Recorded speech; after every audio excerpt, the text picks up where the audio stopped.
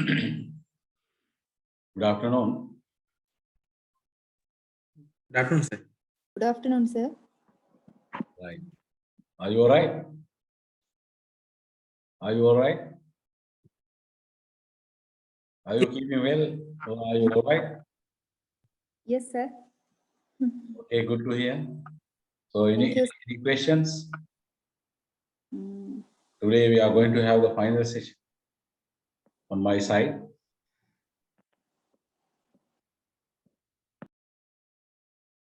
If you have any questions, you can raise, no problem.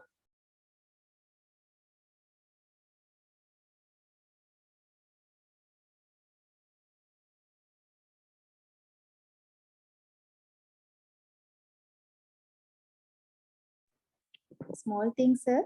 Yes. Are you sharing your lecture recordings for us, sir?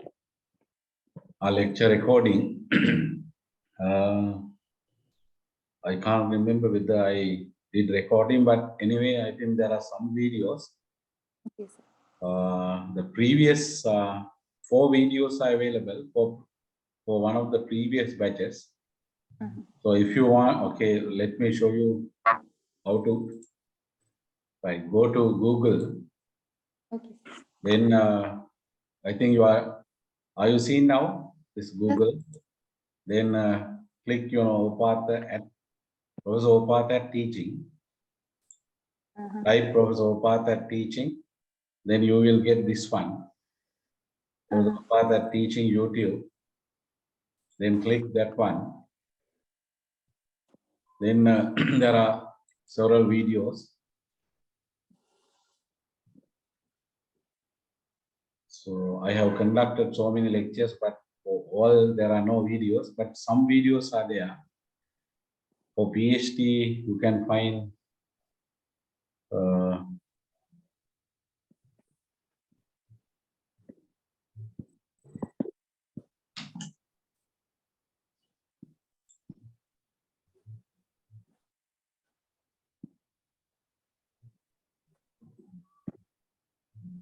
this one is one video. Lecture 4, right?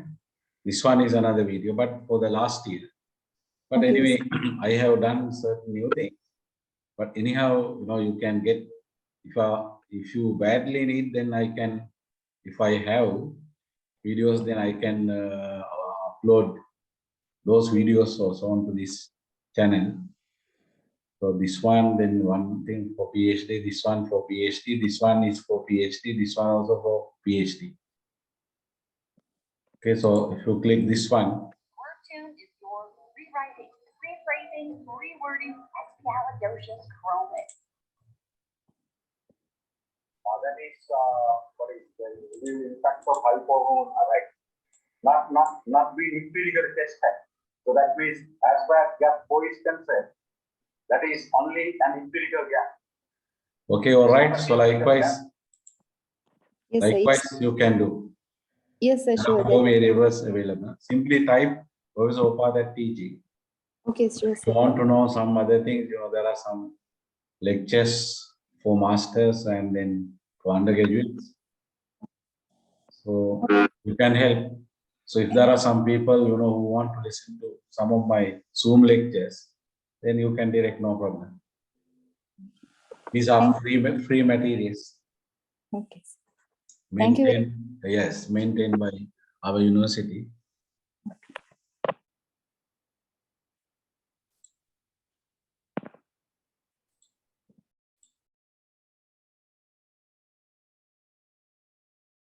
Any other question?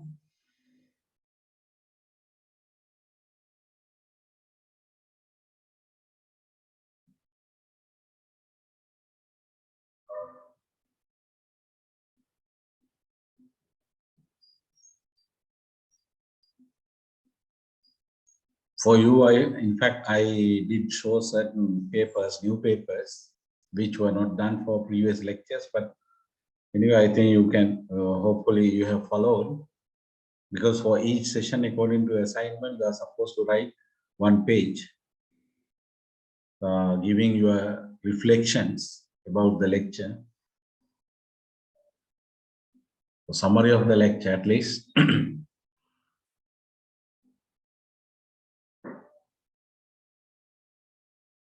Right. So now let us start management experiments. So what is a management experiment? Management or human resource or marketing is okay. Experiment is a specific type of management or HRM research. Specific type. It's not a survey research. It's not a descriptive research. It's not a historical research. It's not a case study. So it's a specific type of research. Then it is a systematic and scientific study to find out causation, not relationships, not yes, not associations, not dependencies, causations. Between two variables, at least normally yes, between two variables, one being dependent, the other being independent. So therefore, for an experiment, definitely there must be one variable that is the dependent variable, and there must be at least another variable that is the independent variable. So therefore, there should be at least two variables. So between these two variables, there is something called causation, which we want to find out. So in order to find out causation between two variables, we are supposed to do an experiment. So normally by doing surveys, we collect a lot of data, and then by using some advanced statistical techniques, we try to calculate causation, but genuinely it is not, it's not true way of doing, finding causation. It's not true way. So what is true way of finding out causation? That is through experiments, by doing experiments. In natural sciences, doing experiments is a very popular thing under research, but under management field, it's not a very popular one. So normally, even as far as you are concerned, hardly we can find a student doing experiments for his or her PhD.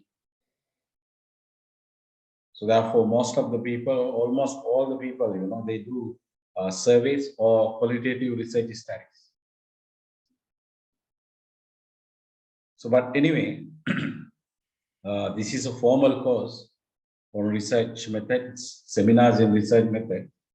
So, as a graduate student reading for PhD, if you have a good understanding, at least a sufficient understanding of experiments, that is useful, and that is a requirement, even though you don't engage in experiments. You don't engage in experiments. So it is good to have a good understanding, or at least an educated understanding about experiments. So this is a study that attempts to get a definite answer for the question. So does variable X, that is the independent variable, cause variable Y significantly and in a way that is either positive or negative. So we should be able to find out the nature of the causation also, whether it is positive or negative. So we want to find out. Then experimental designs are set up to examine possible cause-effect relationships among variables. So in contrast to correlation studies. So they actually examine the relationships among variables, associations among variables, a network of associations. So normally we try to establish associations. So without necessarily trying to establish if one variable causes another. Okay, so according to Sekaran and Boogie, so if you refer to any textbook, any good textbook, yes, you will get the same. So in order to establish a change in the independent variable causes a change in the dependent variable, so we have to meet four conditions. We have to meet four conditions. Condition one, The independent and the dependent variable co-vary. Okay, this is one condition. So normally for correlational studies, we do this. We want to find out this. But it's not sufficient. In the second condition, the independent variable should precede the dependent variable, the presumed causal factor. This is normally not a condition that we want to meet, if we do a causal study. The independent variable, the presumed causal factor should precede the dependent variable. Then no other factor should be a possible cause of the change in the dependent variable. So therefore, in reality, there may be various factors which contribute to a dependent variable, but we want to make sure that the other factors do not really affect only the factor that we are considering. And that is our independent variable. For example, productivity. So if the dependent variable is productivity, then the independent variable is a performance appraisal system that we have prepared, that we have formulated, and then we are going to implement it. So we want to know whether the performance appraisal system really causes positively to increase productivity, not other factors. There may be many factors which contribute to productivity, but let them be. But we want to make sure that our performance appraisal system really significant cause of productivity improvement.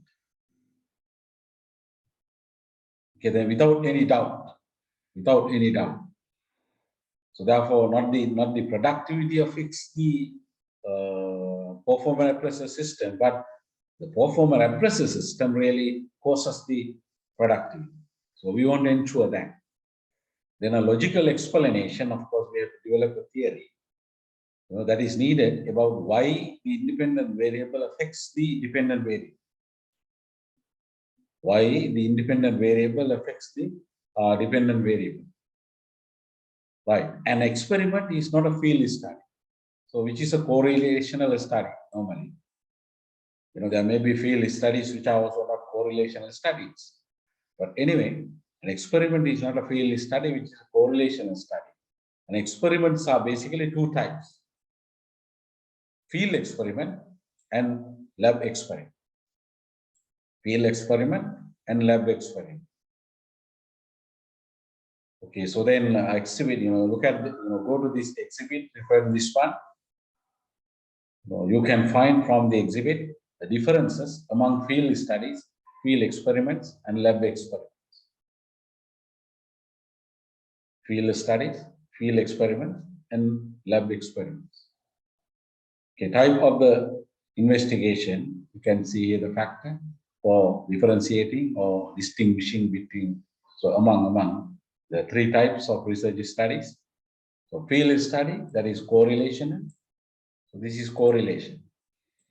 Then field experiment, this is, yes. So let me use this one for field study. Then this one, field experiment. This one, lab experiment. Okay, so this is correlational, this is causal, this is causal.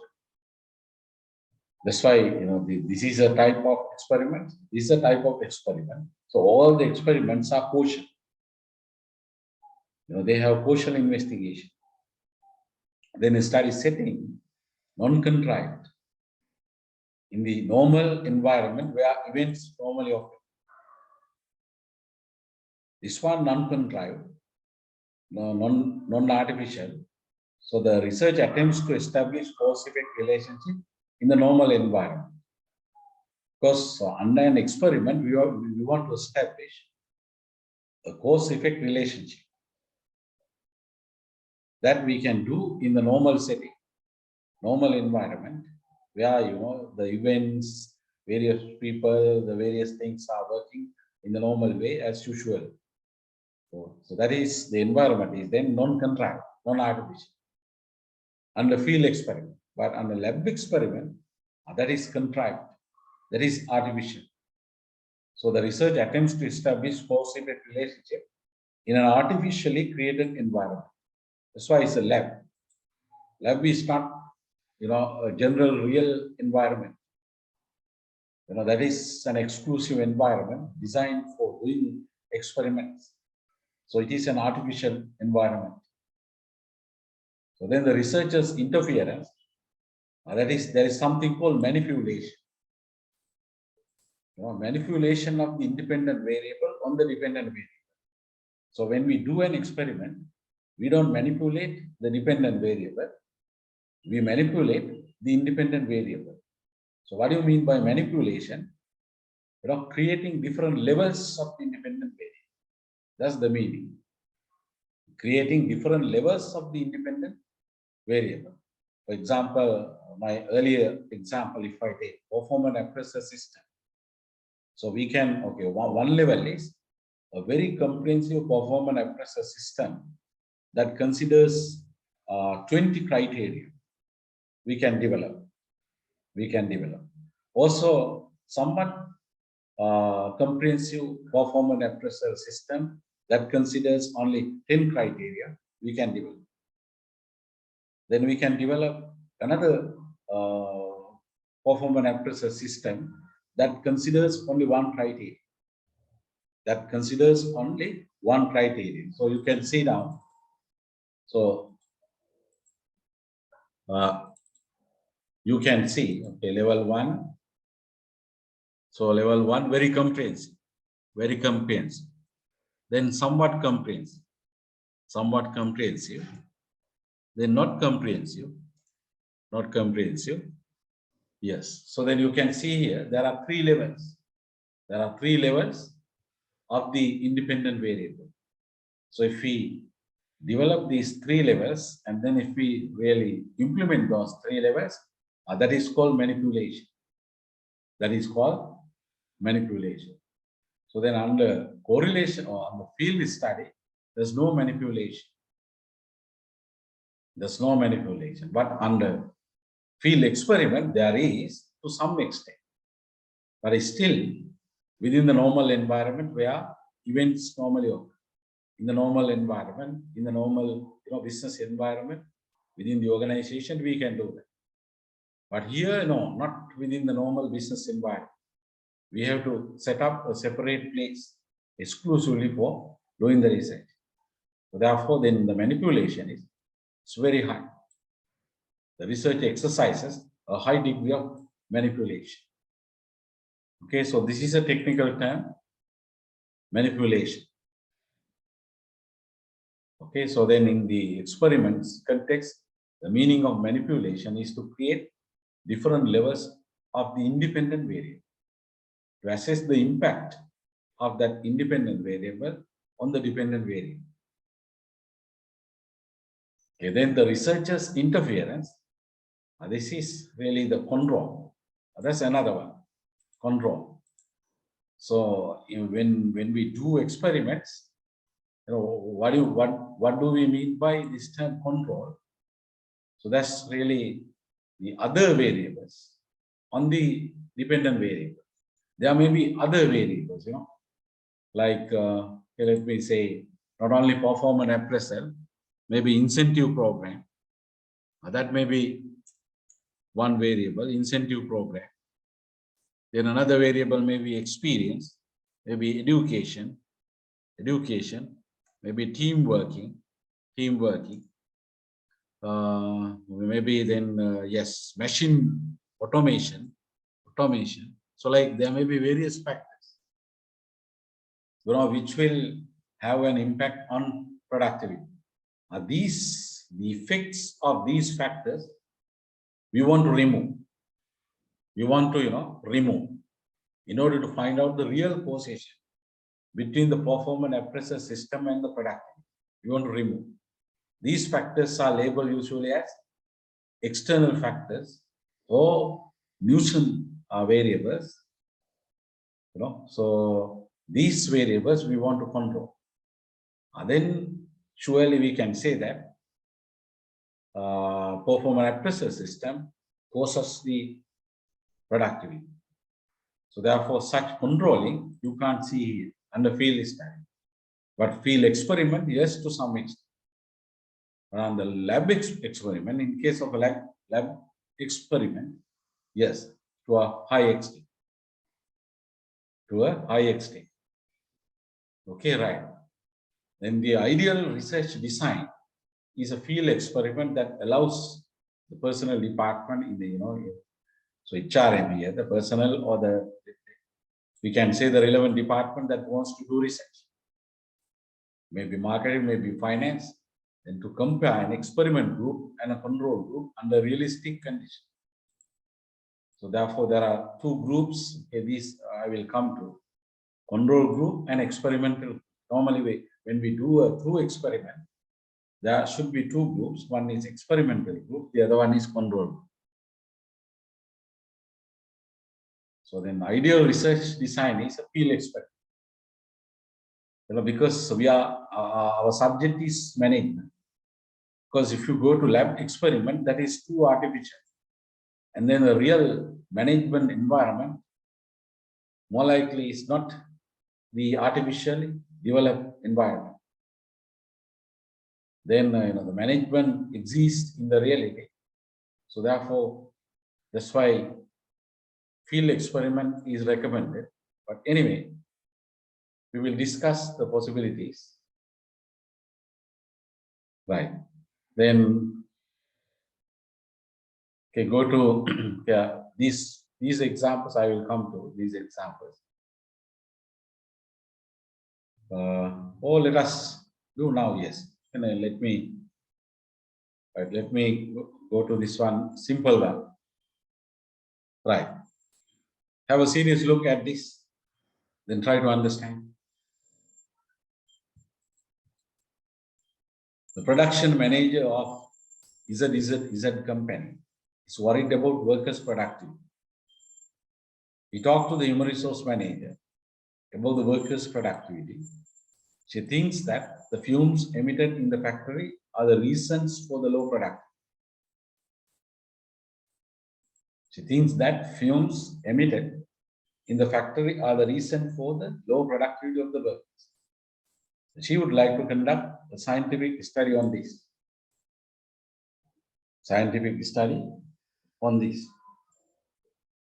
Okay, right. Then, would this be a correlation study? Why? Can you answer? Would this be a correlation study? Then why? Anyone would like to respond? So now we have studied three things. Correlation study, field is experiment, then on experiment, two types of study. Lab experiment and field experiment. So what would be your answer? Would this be a correlation study? Why?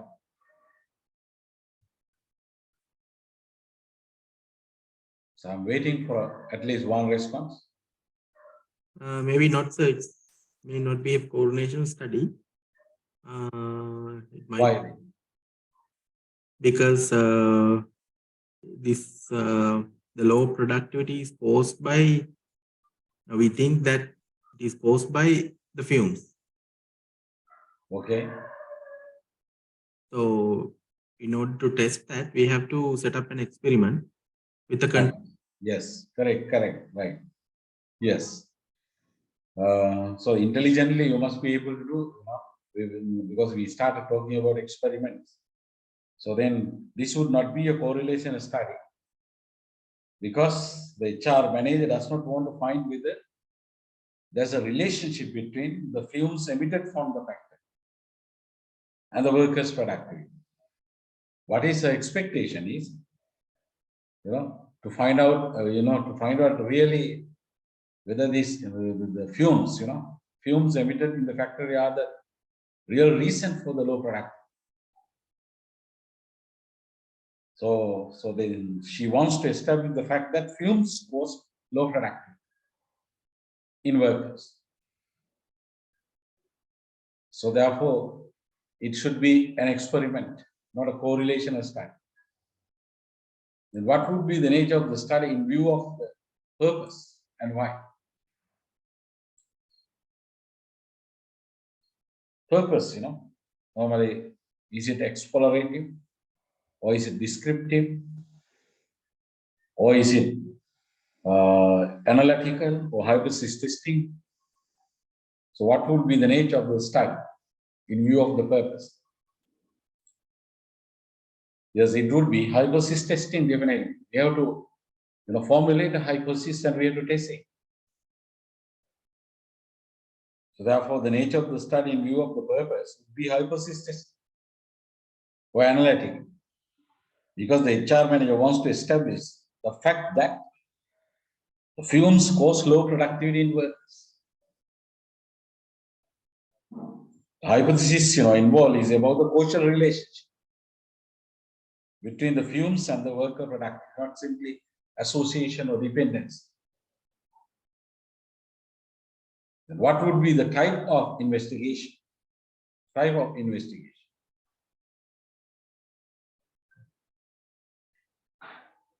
Definitely that should be causal.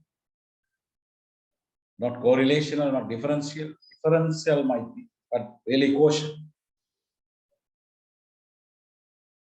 So the type of investigation would be causal because the production manager or the human resource manager wants to establish the definitive cause-effect relationship between the fumes and the worker productivity.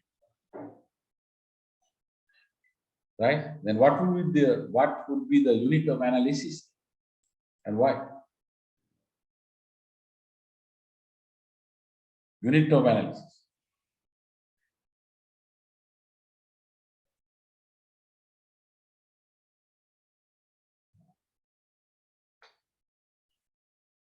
Yes, what is unit of analysis? What would be? Here, before that, there's another one. The researcher's interference with the study will be minimal. So do you agree or not? Why?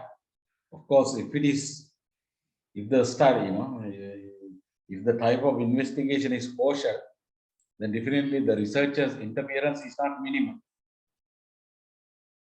It should be at high level.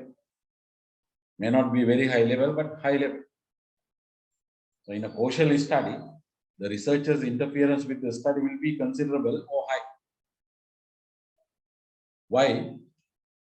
Because there's a need of manipulating the dependent variable, independent variable. The researcher tries to manipulate the amount of fumes. So that what? The effects of such manipulation on the dependent variable, that is workers' productivity, are studied. So therefore, we want to study the effects of manipulation of the independent variable on the dependent variable.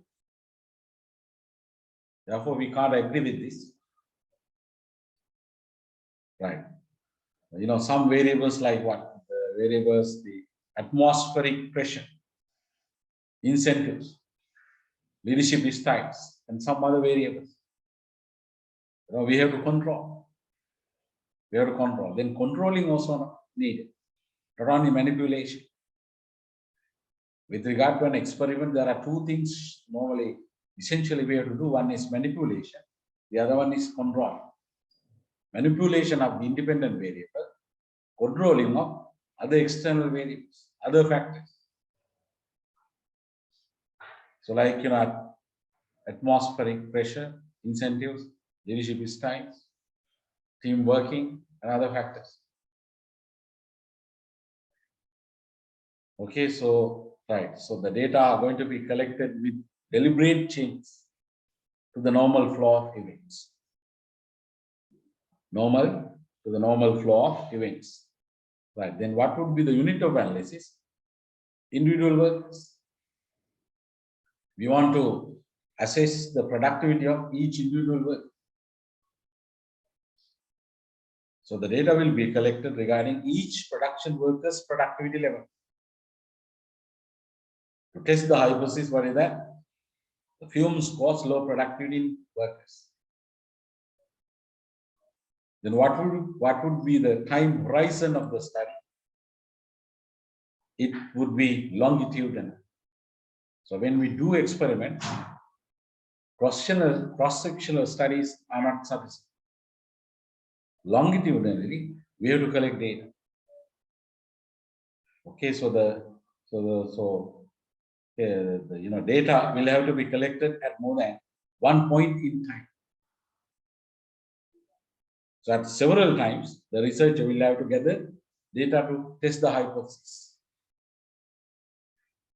First, the productivity level of the workers will have to be determined at a given rate of fume emission. Given rate of fume emission.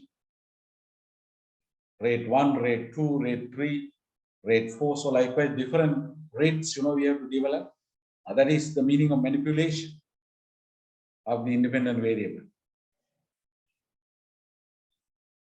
So at different, manipulations levels, then the productive levels of the workers, we will have to know.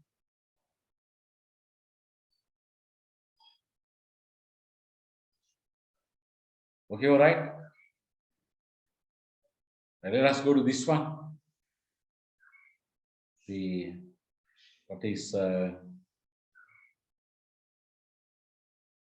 so these are the answers.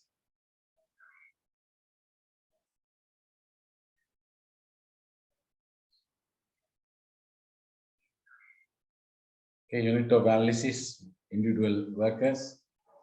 The time horizon will be longitudinal, because at several times the researcher will have to gather data to test the hypothesis. Okay, now go to this one. Let us take this. Study the following statements carefully and determine whether each study is field experiment or lab experiment. Field experiment or lab experiment. Can you decide?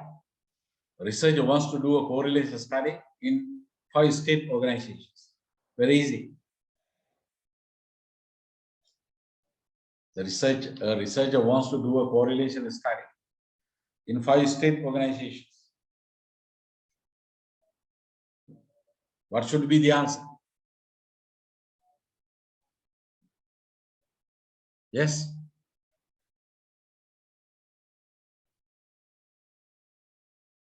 Field experiments? Yes, it is field, not experiment. Correlation is study. Field study. Yes, simply field study, yes.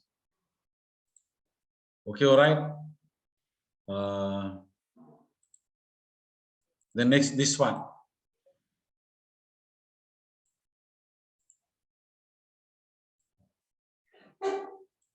A researcher wants to do a quotient study in 5 state organizations where employees normally work. Is it a field one, or field experiment, or lab experiment?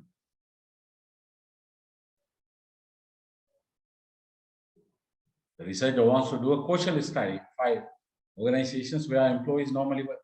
Definitely it's a Field Experiment. field experiment, Field yes. experiment, yes. Not in lab.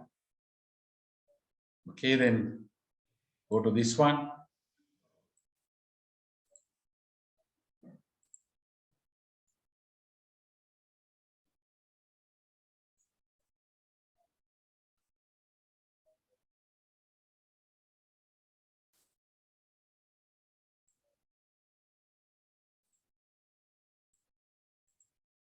The researcher wants to study the effects of attendance incentive scheme on the rate of absenteeism. He introduces the scheme in one department and does not introduce it to another department. Lab experiment. Experiment. Lab experiment. Are you sure? I appreciate your response, but it's not a lab experiment. It's a field experiment. Because here also the research attempts to establish cause-effect relationship in the natural environment where events occur normally. You know, one department and another department. So this is production department, or in the production section. So this is packing department. This is finishing. Okay, this is engineering department, something. So then they are departments of the organization. And then when people are working, when normal things are going as usual, now the researcher wants to introduce this attendance incentive scheme. You know. So therefore, this is a field experiment. The reason is the study is done in the natural environment, not in an artificial environment.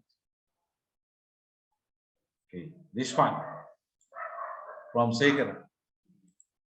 The manager wants to analyze the relationship between interest rates and bank deposit patterns of clients. The manager wants to analyze the relationship between interest rates and bank deposit patterns of clients. Okay, interest rates, you know, we can manipulate like this. If we give 10%, what will happen? If we give 12%, what will happen? If we give 15%, what will happen? Okay, so likewise, 20%, what will happen? These are manipulation levels. So interest rate is the independent variable. So these are, here there are 4 levels. Then the bank deposit, you know, at 10, what would be, you know, what is the amount of bank deposit? Maybe fixed, yeah, maybe fixed or general savings.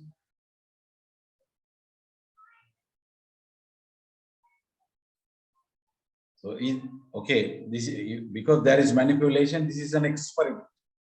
And basically, there are 2 types of experiments: lab experiment and field experiment. Then what is it lab or is it field? This is also field experiment, because the study will have to be done in a non-contrived setting with minimal research interference.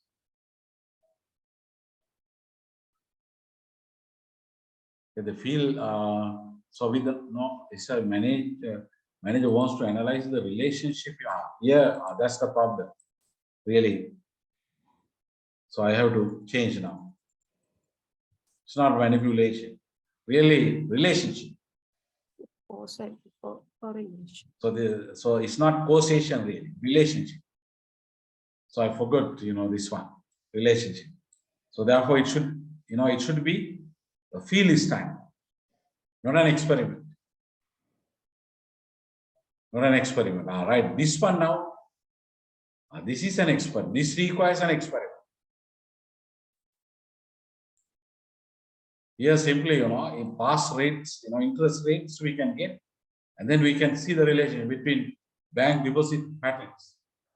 So in the past, there were several interest rates. Then we got the data about bank deposit, and then the patterns, you know, we can check and then we can find out relationships. But this one is different, right? The banker wants to study the cause-effect relationship, not simply the relationship or association. The cause-effect relation, that is causation between interest rate and the savings inclinations of clients.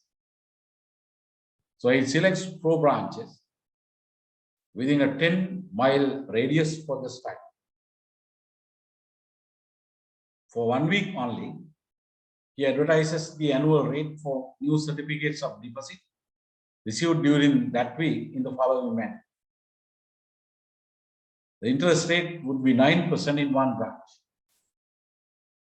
8% in another, 10% in the third branch. In the fourth branch, the interest rate remained as the same. That is 7.5. 7.5. This is definitely an experiment. It's manipulation. This one level of manipulation. This one another level of. This is one level. This is another level. This is another level.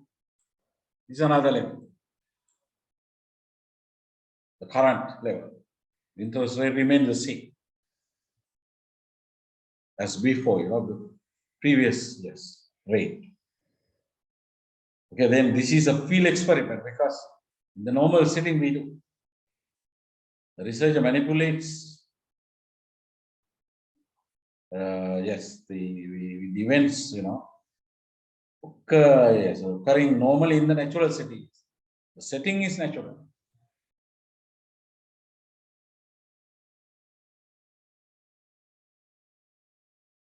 So other things are not manipulated, only the interest rate is manipulated. Okay, so these are my answers here you can find. Okay, then the last one. The researcher wants to establish a causal relationship between interest rates and saving inclinations beyond the shadow of a doubt. Beyond the shadow of a doubt. Here there is still reservation shadow. Because in the natural environment, the experiment is done. But without any doubt, if we want to really establish the causation, then we have to do a lab experiment. Okay, this researcher will have to do a lab experiment because he or she wants to establish a causal relationship between interest rates and the savings inclinations beyond the shadow of a doubt. An artificial environment has to be developed.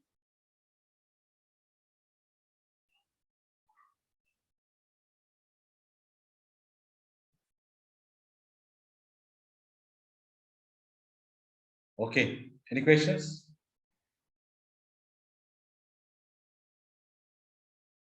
Any questions? Right. Now, let us go to this. You got this note, this chapter, from Sekaran and Boogie. It's a very useful chapter. Experimental designs. It's a very good chapter, highly readable, understandable, learnable, and even teachable. Experimental designs. So I would like to cover certain aspects of this chapter, experimental designs. Okay, these are the learning objectives. Describe lab experiments and discuss the internal and external validity of this type of experiment. There is something called internal validity, there's something called external validity in case of lab experiments. Even field experiments also, yes. Describe field experiments and discuss the internal and external validity of this type of experiments. So then this is not the normal meaning of validity, normal meaning of, yes, internal validity. In case of, instrumentation, can you remember?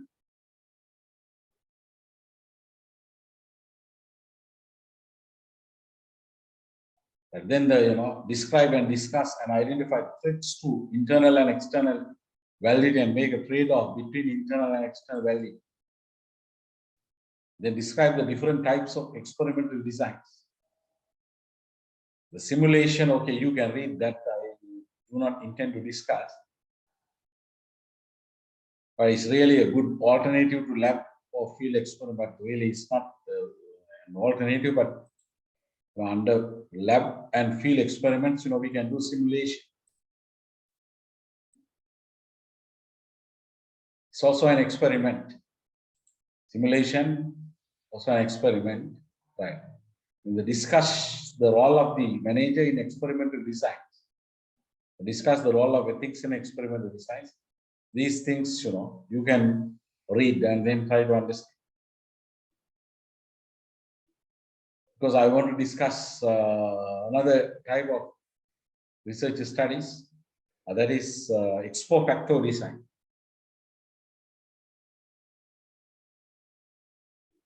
The chapter is very clear. You can, okay, so according to this chapter, you can see, there are 3 scenarios you can see. Scenario A, the manufacturer of luxury cars has decided to launch a global brand communications campaign to reinforce the image of its cars. An 18-month campaign is scheduled that will be rolled out worldwide with advertising in television, print, and electronic media. So under title this one, Bravura, or it's okay. Renowned advertising agents develop 3 different campaign concepts to determine which of these concepts is most effective. The car manufacturer wants to test their effects on the brand's image. But how can the car manufacturer test the effectiveness of these concepts? Of course, by doing an experiment. Possible to do a lab experiment, possible to do a field experiment. More likely to do a field experiment. Then scenario B, if you go to scenario B, a study of absenteeism. The steps taken to curb it indicates that companies use the following incentives to reduce it. 80% give bonus days. 92% offer cash. So likewise, 39% present recognition awards. Then 4% of the organizations, companies, award prizes. 4% of the organizations pursue other strategies which have not been specified here. To curb this problem, absenteeism. Then ask about their effectiveness. 20% of the companies said they were very effective. So 66% said they were somewhat effective. Then 12% said they were not at all effective. What does the above information tell us? How do we know what kind of incentive cause people not to absent themselves? What particular incentives did the 20% of companies that found that their strategies to be very effective? And is there a direct causal connection between 1 or 2 specific incentives and absenteeism? So therefore, to answer these questions, we have to do experiments. Then this one, scenario C. The dagger effect of layoff, temporary stoppage of employees, or into recessions. Going down of the demand for the product. Is that there's a sharp drop in the commitment of workers who are retained, even though they might well understand the logic of the reduction in the workforce. So due to recession, yes, there's a need of reducing the workforce.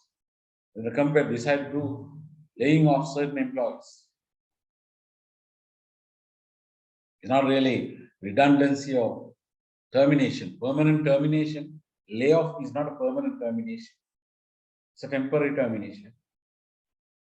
There's an intention of taking the employee who was laid off back at the peak time or at the right time. Okay, right. Then does layoff really cause employee commitment to drop off, or is something else operating in this situation? So therefore, these 3 scenarios, according to this chapter, also generally we can tell that these 3 scenarios necessitate conducting experiments, field experiments or lab experiments. Without any doubt, if you want to do this, then the lab experiment we have to do that.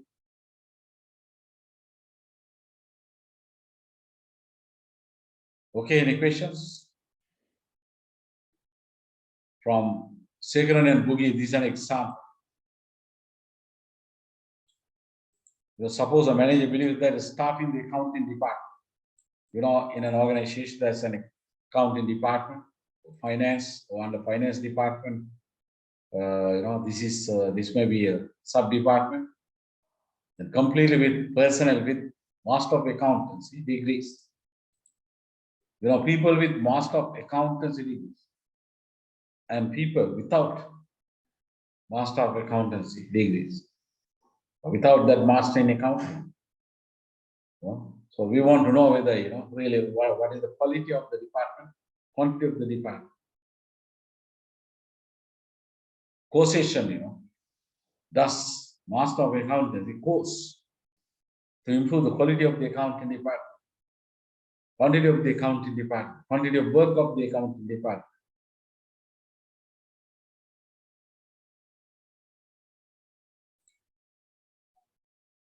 Okay, so then manipulation, how? The hypothesis that possession of an accounting degree would cause increases in productivity. It can be tested in an artificially created setting.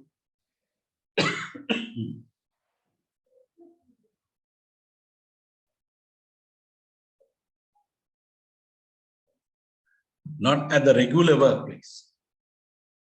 Then it's a kind of then field study. Not field study, it's a lab experiment, in which an accounting job can be given to 3 groups of people. Those with this degree, then those without this degree, and a mixed group of those with and without. And then 3 levels of manipulation. So if the first group performs exceedingly well, the second group poorly, and the third group falls somewhat in the middle, then there will be evidence to indicate that one Master of Accountancy degree qualification might indeed cause productivity to rise.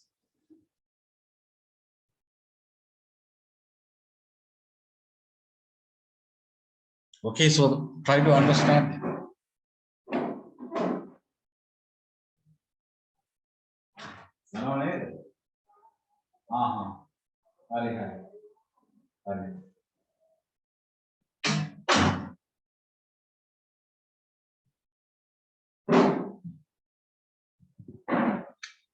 Okay, all right.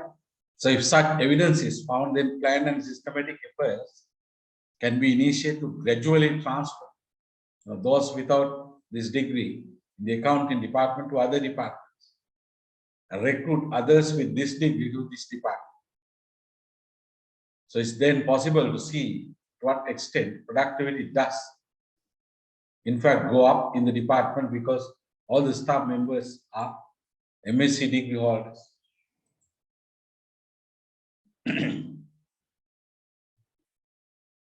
Okay, so we saw earlier experiment design fall into 2 categories, right? Okay, so good example.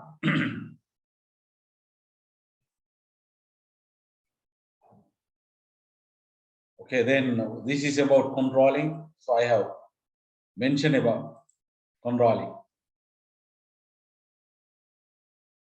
Okay, take another example, right? Book example.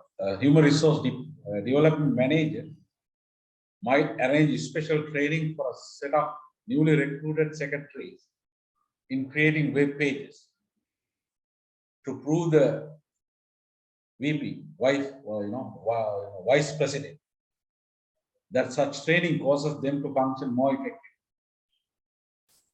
However, some of the new secretaries might function more effectively than others, mainly or partly because they have had previous intermittent experience with using the web. There is something called previous experience. Then we want to find out the exact causation between this special training program and the what is this? Yes, this for the work. Yes, effectiveness. The manager cannot prove that the special training alone cause greater effectiveness, since the previous intermittent web experience of some secretaries is a contaminating factor. That is called an exogenous variable. That is called an external variable. That is called a nuisance variable. That is called a contaminating variable. This variable then needs to be controlled. So if the true effect of the training on learning is to be assessed, then the learner's previous experience has to be controlled. This might be done by not including in the experiment those who already have had some experience with the data. This is what we mean when we say we have to control the contaminating factors. Okay. Good example, right? Control and manipulation. So here the example is, what is the example here? We want to test the theory, the depth of knowledge of various manufacturing technologies is caused by rotating the employees on all the jobs on the production line and in the design department over a 4-week period. And then the independent variable is rotation of employees.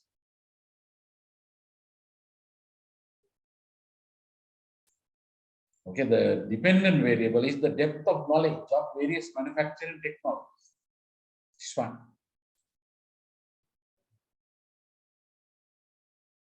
Okay, then by rotating one group of production workers and exposing them to all the system during the 4-week period, rotating another group of workers only partially during the 4 weeks, exposing them to only half of the manufacturing technologies. Assume there are 10 manufacturing technologies, this group all 10, this group only 5. Then leaving the third group to continue to do what they are currently doing. There's no exposure to them. So without any special rotation. And then the rotation is not done. Okay, so this is called manipulation. But this is another, example. The effects of lighting on worker production levels.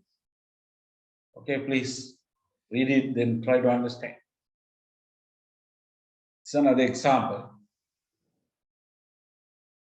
Right, then now controlling the contaminating exogenous or nuisance variables or contaminating variables, exogenous variables. Yes. Then how to control? Further learning. There are 2 techniques that we can use, or 2 methods for controlling purpose. One is matching groups, the other one is randomization. Randomization, I think, easy. Randomly, we randomly we do sampling. Random sampling we do. Another way of controlling the contaminated variable is to assign the 60 members. All right. Let us start with this matching groups. If there are 20 women among the 60 members, now we are going to do an experiment. The individuals, there are certain individuals. Then 60 members are there, organizational members or employees. So out of 60, there are 20 women. Okay, then right. Then each group, how many groups here? The various group by making spreading them. Gender, right? The effects of gender is there now. Effects of the gender. What is the dependent variable? It's not. It has not been really mentioned. But okay, let's take the what is this? Right. We want to. Okay, we want to find out. Right. We want to find out. We have developed a special performance appraisal system. And then we want to find out the causation between performer, appraiser, system, and productive of our employees. And we have decided to do an experiment, a field experiment, by taking 60 employees. And out of 60 employees, there are 20 women. Others are males. And then these 20 women, so assume we try to develop, we try to have 3 groups. Experiment group 1, experiment group 2, and then control group. Control group is the group to which performance appraisal is not implemented. The treatment is not given. Experimental groups are the groups to which performance appraisal system is implemented. Treatment is given. Intervention is given. Treatment or intervention. Okay, or the manipulation. I mean, yes. Not the manipulation, normally, yes. The intervention or the treatment. Okay, right. Then one experimental group, right? We give, we implement a very comprehensive performance appraisal scheme. For the other experimental group, non-comprehensive appraisal scheme we implement. Okay, then for the control group, yes, we don't implement, neither comprehensive nor non-comprehensive appraisal scheme. Now we want to see the results. See the results. Right. So unfortunately, as you, out of 20 women, 17 women are in the control group. That's a problem. That's a nuisance. That's a contaminating exogenous variable. Genuinely, we will not be able to find out the correlation between the performance appraisal scheme and the productivity. Therefore, we are not confident.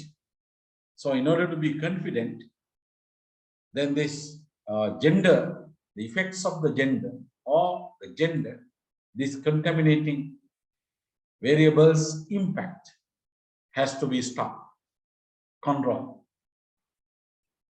How can you do that? Right, matching. Then, how to do matching? Yes, here each group will be assigned 5 women. 5 women, because to 20. Then here in this example, then there are 4 groups. There are 4 groups. Yes, here we have, right, across the 4 groups.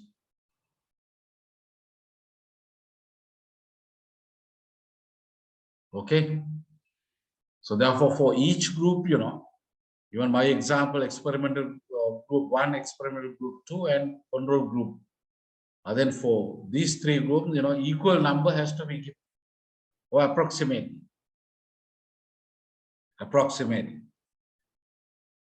By 7 we can, for control group we can have 7, for experimental group another 7, for experimental group 2 another 7. But here 4 groups, then 5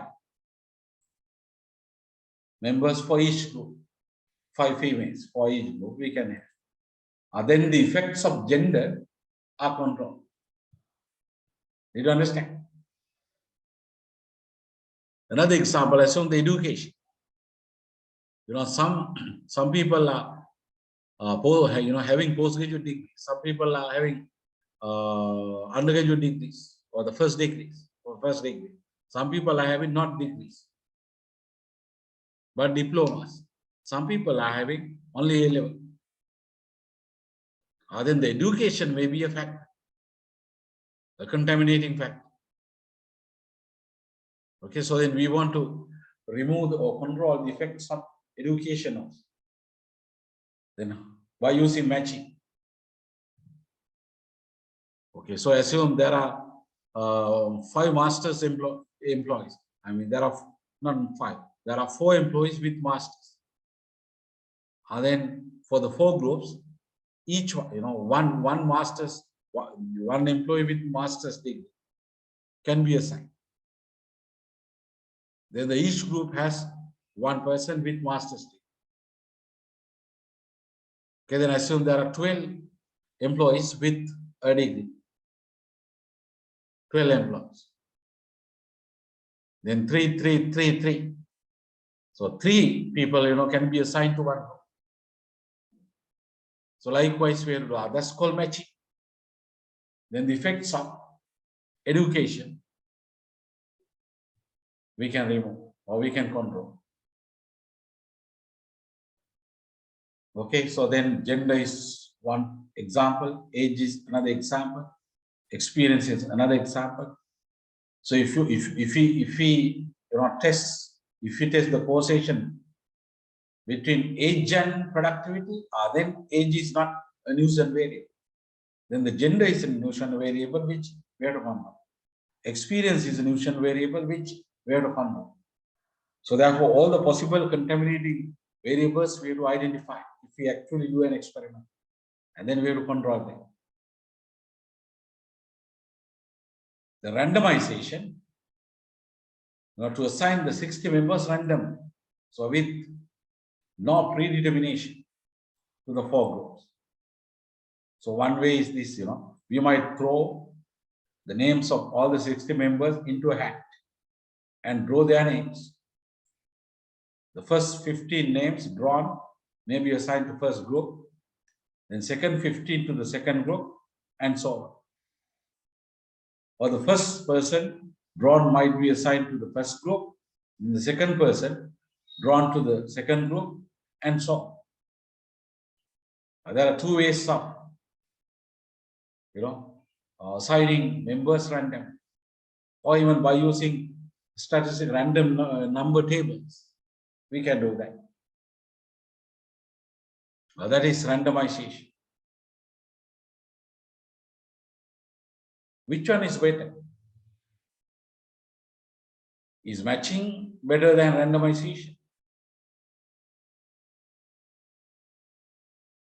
So you can read, you can read this to my, my previous reading, So according to my memory of reading this chapter, really not of this latest edition, or this, let us assume this is, yes, the latest edition. Then what I studied is the second edition. So I could remember that the entire chapter was read by me, studied by me, when I was doing my PhD. So the right. So according to that memory, randomization is better than matching. Because, according to my memory, okay, somewhere is there, right? Let me use my memory. Why? Can you tell me? Before using my memory. Okay, there are 2 methods of doing what? The control of contaminating variables. Right, you have learned that. Now you know the meaning of matching, you know the meaning of randomization. I am asking this question, which one is better? Any idea? Okay, without reading, I know that you have not read. I don't know whether you are ready, because this was uploaded on, yes, Thursday. On, past Thursday.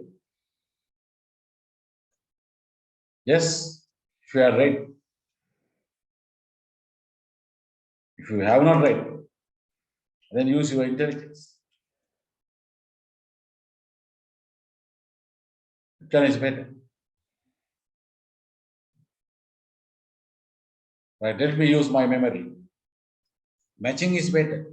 Why? Because these, other variables, when you do matching, we must be very serious and then, thorough. Then we try to find out all the possible contaminating variables. But in reality, we may not be able, more likely, we are not able to find out all the possible exogenous factors. Then if we can't assume genuinely there are 10 factors, but we could identify 5 factors, and then we did matching according to those 5 factors. But then another 5 factors, of course, are there. Are there effects then we can't control because we have not identified them. But when you do randomization, so it's possible that all the 5 factors, all the 10 factors are dealt with because of randomization. Okay, so that's the reason for what randomization is better than matching. But anyway, at least you have to, if you can't do randomization, you have to do matching.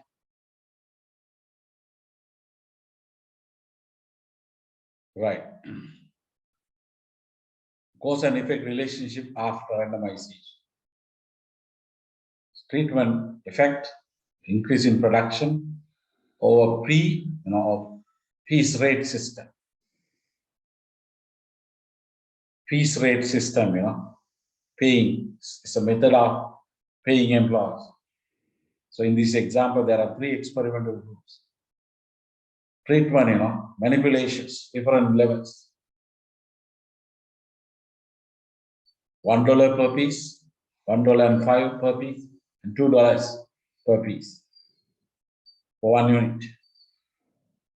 All hourly rate for the control group. Then increase in production, this one 0. This one 20, this one 15, this one 10. What can you conclude? This one is having the highest productivity. So it suggests that increase in production was caused by piece rate system. Piece rate system. The best type of piece rate system is this one.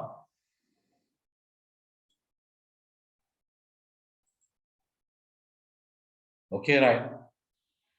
Advantages of randomization. Right. Okay, there you can read. Then there's something called, validity. Internal validity of lab experiments. So here, better to learn something about internal validity also. Fully, you can read the chapter. To what extent does the research design permit us to say that the independent variable A causes a change in the dependent variable B, not other factors, Newton factors? To what extent does the research design permit us? Assume to a greater extent, then there's high level of internal validity. To a lower extent, there's a low level of internal validity. Okay, so therefore, if we can improve internal validity, then our finding about the causation is better. More we can believe more in the finding.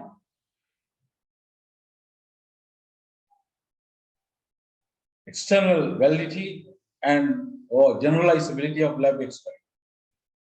There's another concept called external validity. What is that?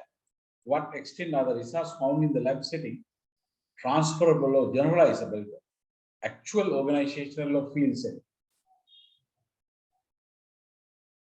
Now, if the lab setting is significantly different from the actual organization setting, then generalizability is low. Okay, the more the artificial setting is similar to the actual setting, the higher the external validity is going to be. Okay, so then external validity is concerned with generalizability. This is concerned with controlling Newton factors.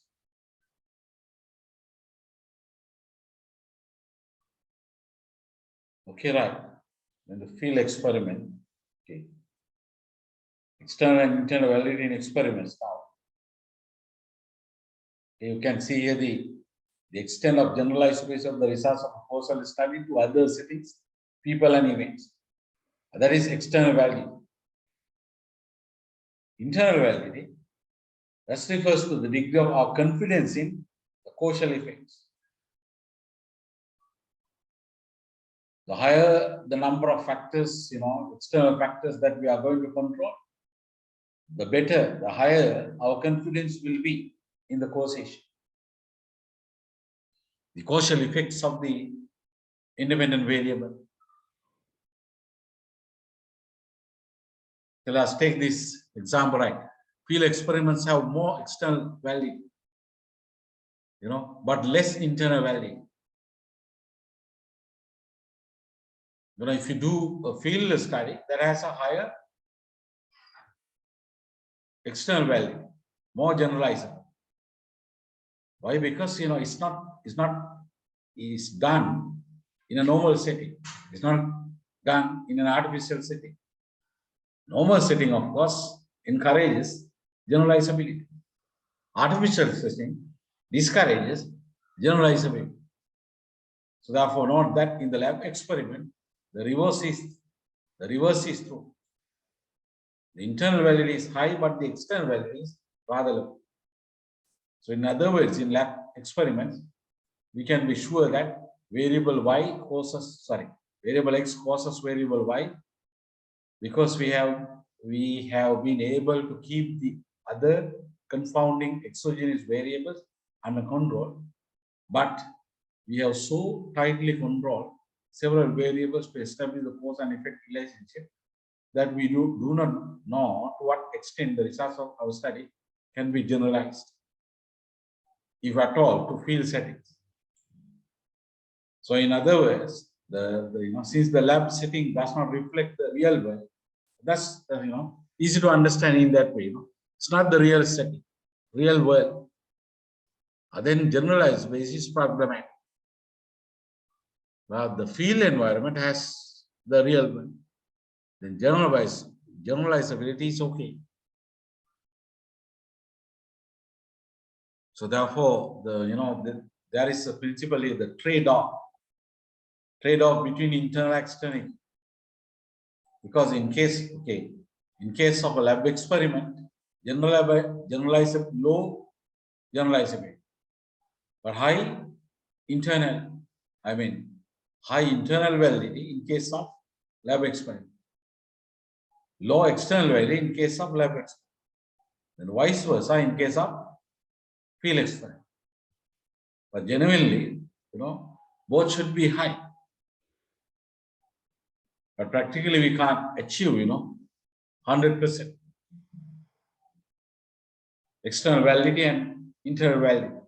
Therefore, there should be a trade-off between internal and external validity. So in fact, by using my memory, I can say that first we can do a lab experiment, then we can do field experiments, 2 or 3 to confirm the results. And then there will be high internal validity, also high external validity. Right now, there are factors affecting the validity of experiments. There are certain factors, affecting the validity of experiments.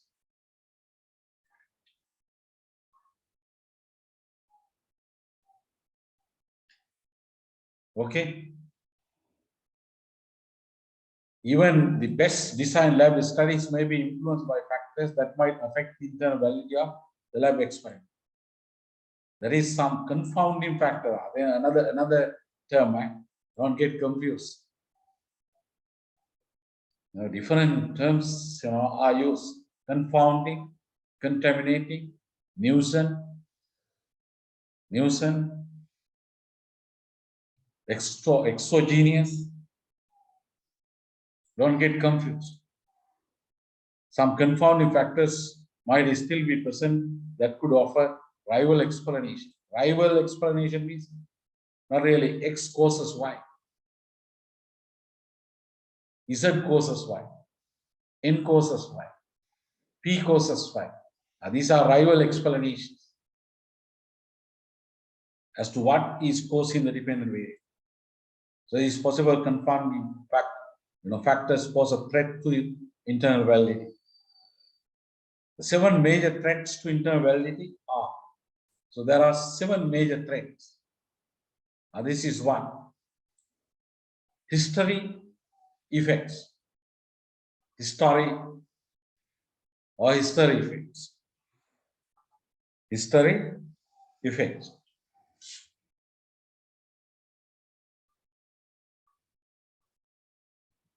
What is that?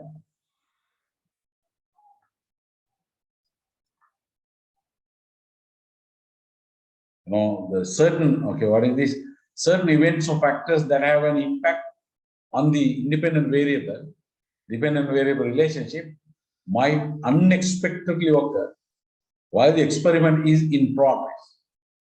And this history of events would confound the cause and effect relationship between the two variables, thus affecting the internal validity. So in fact, reducing the internal validity. So there can be a certain factor, that might unexpectedly occur. And then this will contaminate the relationship between the independent variable and the dependent variable being established. Okay, go to this example. Independent variable, dependent variable. Then we want to establish cause-effect relationship. This is the cause, this is the effect. Sales promotion and the sales. The history effects, this is an uncontrolled variable. Dairy farmers advertisement. Dairy farmers advertisement. So it's called the history effects. Okay, right. Last station of history effects in experimental design. Then another type, maturation effects. Maturation, Cause and effect inferences can also be contaminated by the effects of the passage of time. Another uncontrollable variable. Such contamination effects are denoted as maturation effects. Okay, so the maturation effects are a function of the processes, both biological and psychological, operating within the respondents as a result of the passage of time. They may be tired, they may be personal problems, while the experiment is being conducted. Then some people may decide to leave, drop. They may decide to, some people may decide to not to participate. After participating in the experiment for 1 week, then the second week they can decide not to participate. So then maturation effects. Okay, history, maturation, that selection bias. Okay. Okay, now, right. Maturation effects. Go to an example. This one. Enhanced technology causes efficiency. Efficiency is the dependent variable. Enhanced technology is the independent variable. Then gaining experience and doing the job fast. This is not really dropping out. Sorry. So my memory is not that correct. Now this the maturation, the experience, experience not because of this. So normally when the time passes, people learn through experience. If that experience is not considered, then that can be an external variable that is labeled as maturation effect. Here you can see here, for instance, let us say that, and research and development director contends that increases in the efficiency of workers will result within 3 months' time if advanced technology is introduced in the work setting. if at the end of these 3 months, increased efficiency is indeed found, then it will be difficult to claim that the advanced technology and it alone, it's increase the efficiency of workers, because with the passage of time, employees will also have gained experience, results in better job performance, and therefore in improved efficiency.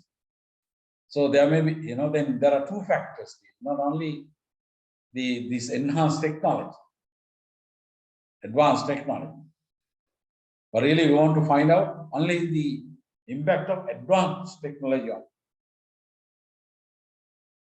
on the efficiency. But it is there, this maturation. So therefore one strategy is reduce the time of the experiment in order to reduce the maturation effects. Though that has not been mentioned here, but from my memory I can suggest yes. The testing effects. So normally for experiments, we have to do something called pre-test, and we have to do something called post-test. That means before the experiment, before the intervention or treatment, we have to evaluate. Then after the treatment, we have to evaluate. Okay, so then let me go to this one. Pre-post assessment results. Right. Look at this one and try to understand this example. Okay, this is a training program given to sales employees. So 1 month's training program. There are two groups. One is control group, to which training is not given. The other one is experimental group, to which training is given. Then job performance average. Here also job performance average.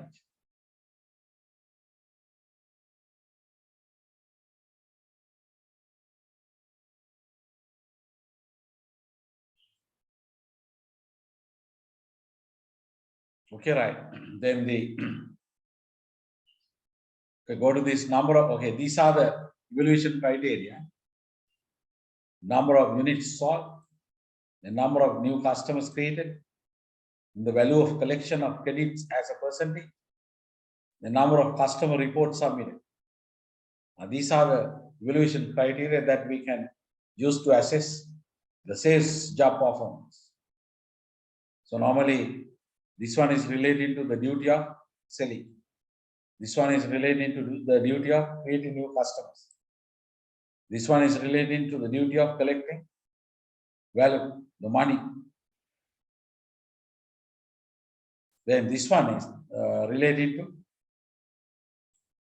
the duty of submitting customer reports. So for each duty, then at least there one criterion to measure the performance. Okay, now before training, you can see this one. Here also this one. And how do you get that? So here for this group there are 10 people. For this group there are 10 people. Then there are 20 people altogether. So we can, separately we can calculate the values for these criteria, and then we can total, and then we can get the average. Then with the average values, we can start. In order to find out the differences after the training program.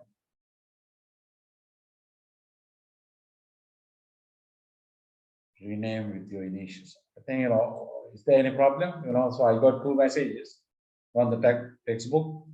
Any problems? Are you listening to the lecture? Or are you doing something else?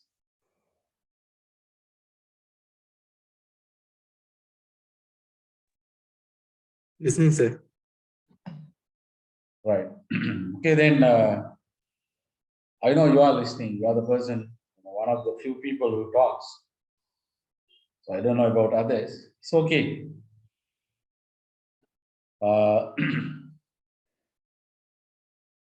Then Then you can see here after training. This one is after training. Now you can see, this is the experimental group to which training was given. You can see, there's a significant difference between this one and this one. Significant difference by 8. This one also significant difference by 27. Okay, but this one also, here also there's a difference. 2, and here then something 9. This one 4, but this one 0. And why is there a difference between 52 and 61 with regard to control? Because to which training was not given. Why? Why? Says training was given to only this group. But here in this example, you can see slight improvements after training. After 1 month or 3 months. Why? I think they have got to know that they are being tested. Is it the what you call Hawthorne? No, these people are Effect. not okay, right? We can say testing effect is there, correct? Testing, but yes, testing effect is there. Then especially if we measure, qualitative variables, abstract variables, if we measure like job satisfaction, job involvement, then those questions, yes, the people can remember. At the pre-test, that remembering at the pre-test, will have an impact on remembering, on responding to the instruments at the post-test. That's called testing effect, correct? That's one thing. Even though there's no treatment given to this group. Another one, because of learning, that is maturation. This because of training, of course. So therefore, this maturation effect and other effects, we have to reduce to find out the true impact of training on says perform. Simply, taking changes, differences, it's not right. Here, for example, the difference is 8. But that is not true really. It's not the true difference. From 8, we have to calculate. We have to calculate what the maturation effect. We have to calculate other things. And then we will reduce them from the 8. Then we will get the true effect of training. Okay, that's why, yes, now you can understand something called testing effect. Also, there's something called maturation effect. Even though this group, did not get the training, but they have worked for 1 month or 2 months, and because of working, they have learned something. By doing mistakes, possible. Then, if they have learned, they, they could increase the product, even though they were not trained. Maturation effect. Okay, right. Then selection bias effect. Another selection. Okay, then what is maturation effect? Because of the passage of time that occurs. Maturation effects occur because of the passage of time. Then testing effects, that is because of the exposure to pre-test. Exposure to pre-test might influence the responses on the post-test. There's another technical term that is called sensitization. Sensitization. Okay, because of the pretest. Right, then what is this? Then the selection bias, that is improper or unmatched selection of subjects. That you can understand easily. Selection bias. Then testing effects, right? Maturation effect. Selection, mortality effect. This is about dropping, dropping. Can you remember from my memory, I mentioned something about dropping. Some people, leave, they drop. They don't continuously participate in the experiment until the end of the experiment. So the duration of the experiment is 2 months. But some people, 5 people have left by the end of the first month. Then the remaining people, if the remaining people are different from the people who have left, then there is, that will be a problem to the internal validity. Internal validity. Okay, that's mortality effect. Dropping out of the experiment. Dropping out of the respondents from the experiment. And then statistical regression effects. Normally, when the members chosen for the experiment group have extreme scores on the dependent variable to begin with. Extreme scores. Okay, very, very high and very, very low, something like that. Okay, for instance, if a manager wants to test whether he can increase the salesmanship repertoire of the sales personnel through Dale Carnegie type programs. What is this? Dale Carnegie is a very famous author, who wrote about human relations, sales training, and all, public speaking. I have read at least one book written by Dale Carnegie. If you have not read, that is also a problem. At least read one book, written by Dale Carnegie. To that extent, this person is very popular. Not living now. He should not choose those with extremely low or extremely high abilities for the experiment. This is because we know from the laws of probability that those with very low scores on a variable. So in this case, current sales ability have a greater probability of solving input and scoring closer to the mean. So therefore, very outstanding people, we have to remove. Unmatched people, we have to remove. So very, very weak people also, we have to remove. And then we can reduce the statistical regression effect. Then instrumentation effects, that's about measurements. If there are errors in measuring, then there are problems. That will be, a threat to the internal validity of the experiment. Okay, right. So then this, if you read this one, you can find, so the examples, application of, these effects. Let us read this. Okay, you can read, an organization's consultant wanted to demonstrate to the president of a company, the CEO, through an experimental design that the democratic style of leadership best enhances the morale of employees. Okay, what is the DV? Morale of the employees. What is the IV? Leadership style. Then they set up 3 experimental groups and 1 control group for the purpose and assign members to each of the groups randomly. The 3 experimental groups were headed by an autocratic leader, a democratic leader, and a laissez-faire leader.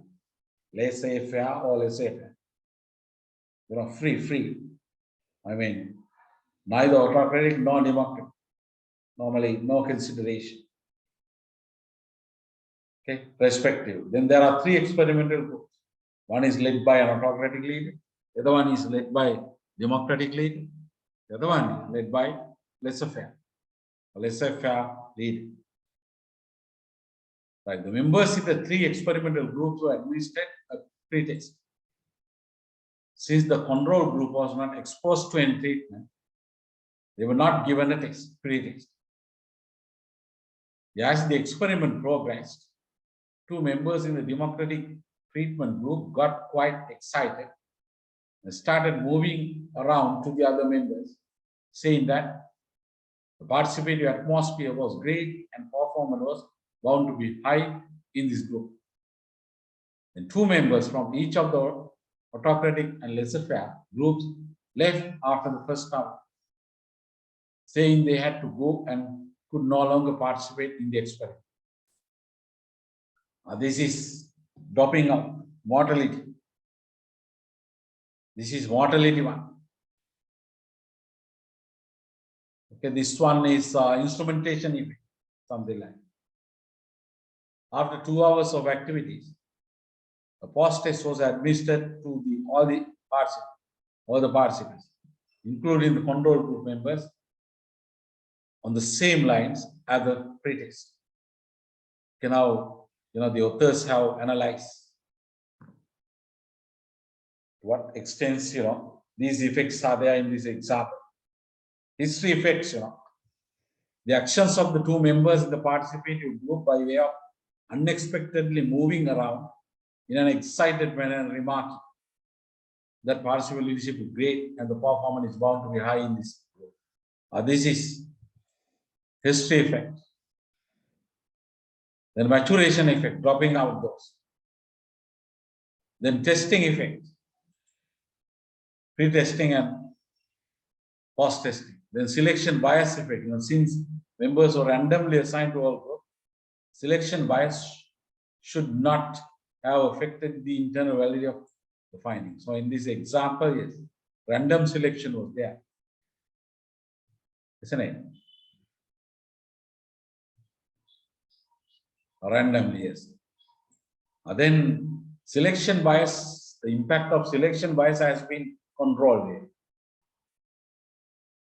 The mortality effects, yes, since members drop out of the 2 experiment groups, the effects of mortality could affect internal value. The statistical regression effect, though not specifically stated, we can assume that all the members participating in the experiment were selected randomly from a normal distribution population, distributed. Then, of course, we can minimize this one. So, in which the case, the issue of statistical regression contaminated experiment does not arise. So, that's why, randomization is better than matching. To deal with statistical regression effects and selection bias effects. Then instrumentation effects, since the same question measure morale both before and after the treatment for all members, then there should not have been any instrumentation bias. So then this has been controlled, this has been controlled, this has not been, this has been done, this has not been, this has not been, so has not been.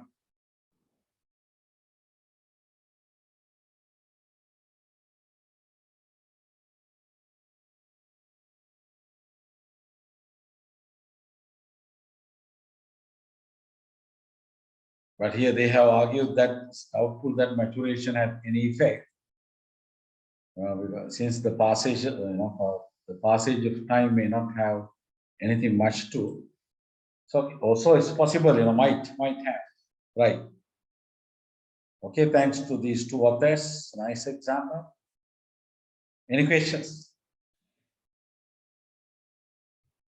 Internal validity in case studies, from my memory, I can say that, you can read it and then try to understand. In fact, internal validity in case studies is at low level.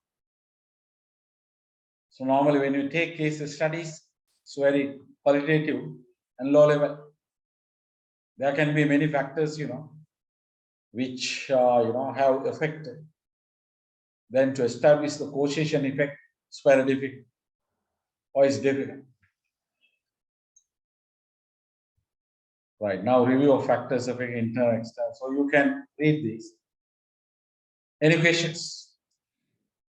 So therefore, we have to be concerned with internal validity in 2 experiments. Also external validity if you do experiments. If you want to increase external validity, do a lab experiment. If you want to get a high level of external validity, generalizability, do a lab experiment.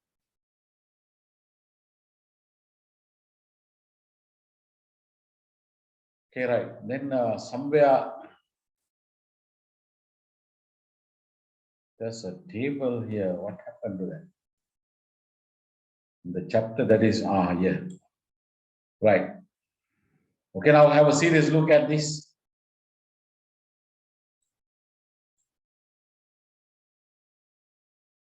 Very useful. Decision points for embarking on an experimental design. Is tracing causal effects necessary? Assume you have a problem which needs a solution. To get a better solution, you have to do a research. Then you have to make a decision. You have to make an alternative decision because there are several, studies, types of, research studies available. Field experiment, lab experiment, field study, so likewise. Right, then is tracing causal effects necessary? No, they do not undertake an experimental design study. I do a causal study, do a case study.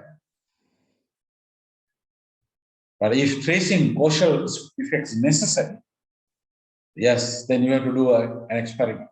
Yes, and if, right, then another two questions. Internal validity is more important than external validity. Engage in a lab experiment. If generalizability is more important than internal validity, generalizability is external validity, okay? Then engage in a field experiment. Here, if internal validity is more important, engage in a lab experiment. If generalizability is more important, that is external validity, then engage in a field experiment. If both internal validity and external validity are important, first do a lab experiment, then a field experiment. Then are there cost constraints or limitations? Because doing experiments is expensive, time-wise, effort-wise, money-wise. Are there cost constraints? Yes. Then engage in a simpler experimental design. Are there cost constraints? No. Then engage in a more sophisticated design. There are certain designs of experiments. Some are sophisticated, some are simple, non-sophisticated. So some, designs, several designs, better you learn. So this is a very useful figure. Any questions?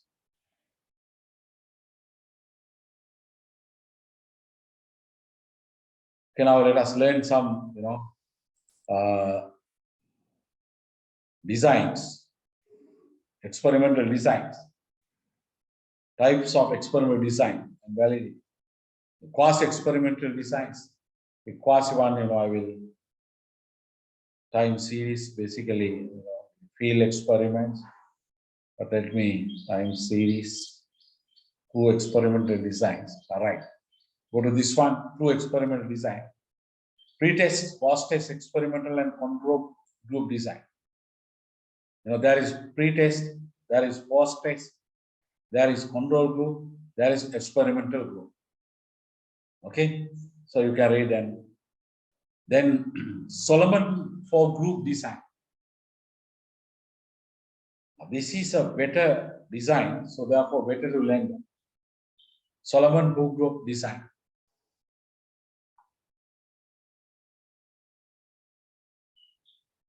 Can see here, go to table, pre-test, post-test, experimental group design. Only experimental groups is there. Then there's something called treatment effect. Can you understand this?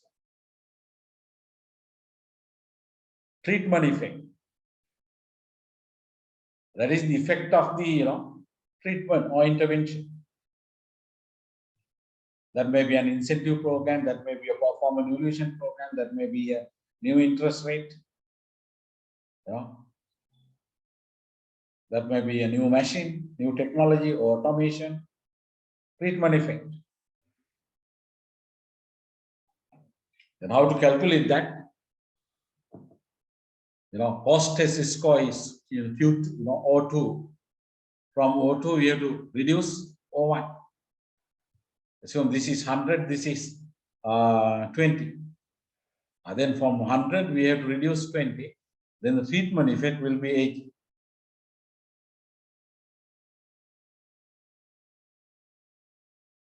Okay? Right. Then this one. Experimental group and the control group. Post-test only with experimental and control. But here there's only one group, there's no control group. That's why, quasi-experimental. Normally, we don't recommend. Then this one, post-test only with experiment and control group.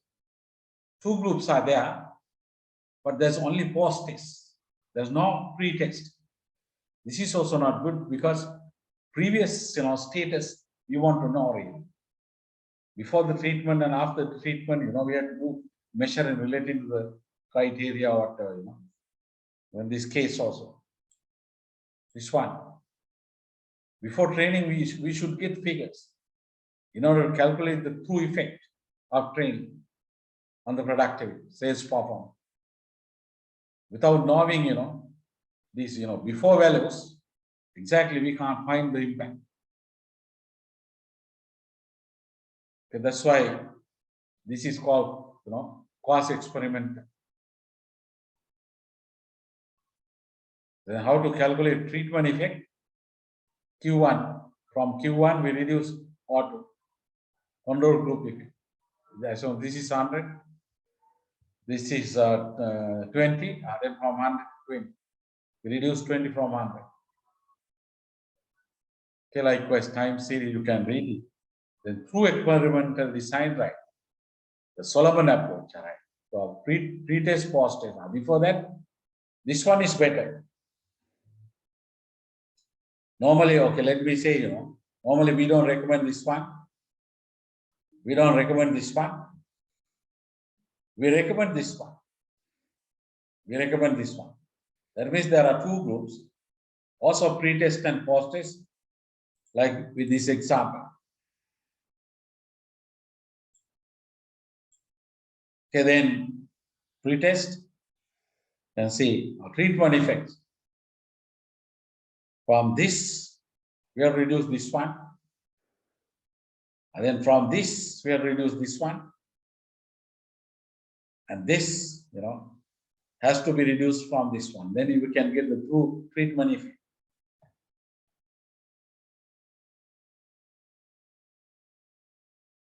Okay.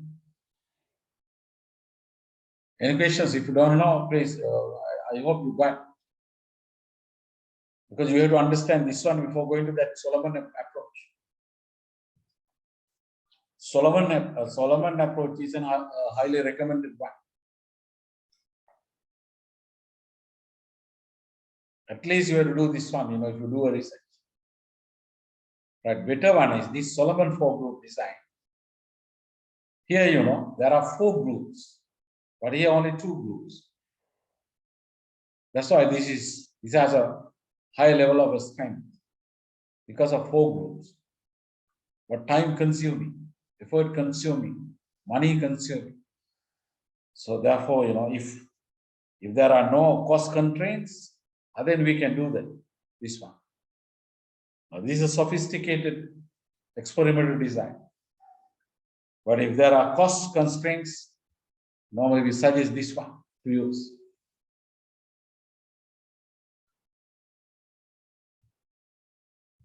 Okay, right. Here, there are 2 control groups. There are 2 experimental groups. But what are the differences among the groups? Right here, according to the authors, perhaps Solomon-4 group design is perhaps the most comprehensive and the one with the least number of problems with internal value. That's why this is, this is a better design. The least number of problems with internal value.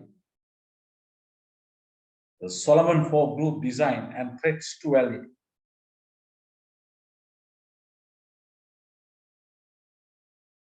You can see here, okay, from my memory, let me tell you. Now, experimental life, we can have like one manipulation, for example, right, performance evaluation scheme, very comprehensive one, is given to this group. This experimental group, non-comprehensive performance evaluation scheme is given. Right, to this control group, of course, the scheme is not implemented. This one also is the scheme is not implemented. The fourth group, that is also control. But then what is the difference between first control group and second control group? Pre-testing and post-test. For this one, pre-test and post-test both are there. But for this one, only post-test. Only post-test. Also for this experimental group, only post-test. But for this experimental group,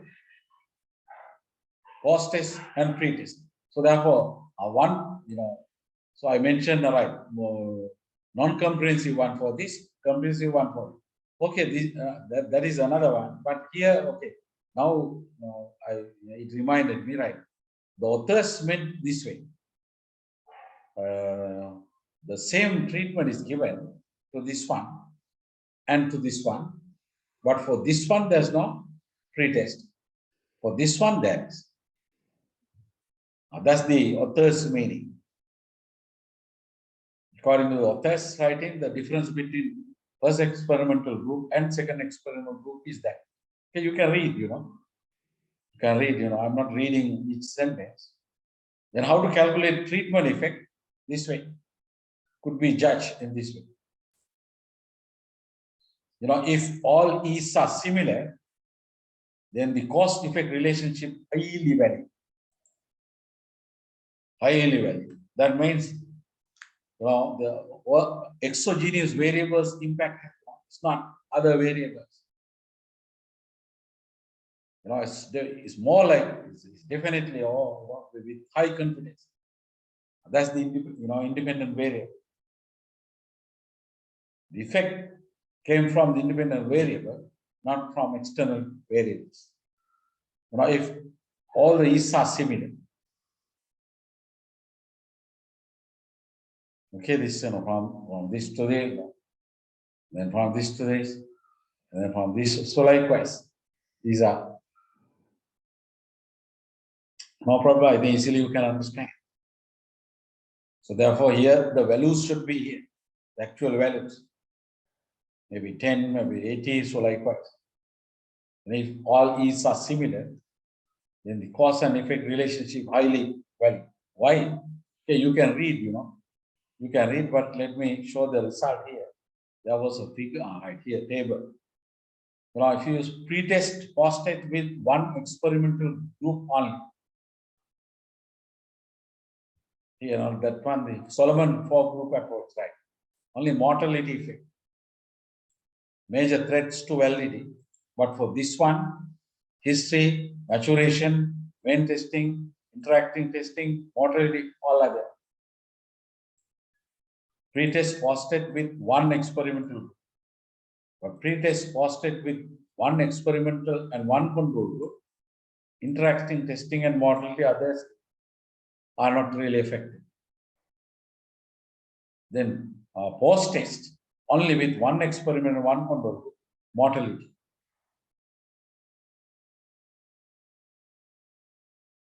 Because testing effect is here, pre-test and post. But Solomon, only mortality, dropping out. Others, reasonably can be dead. That's why this is highly recommended.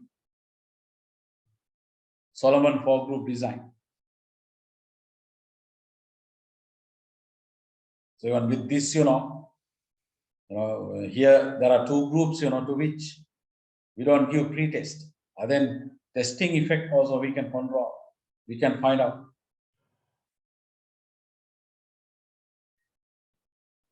That's why this one also you can see.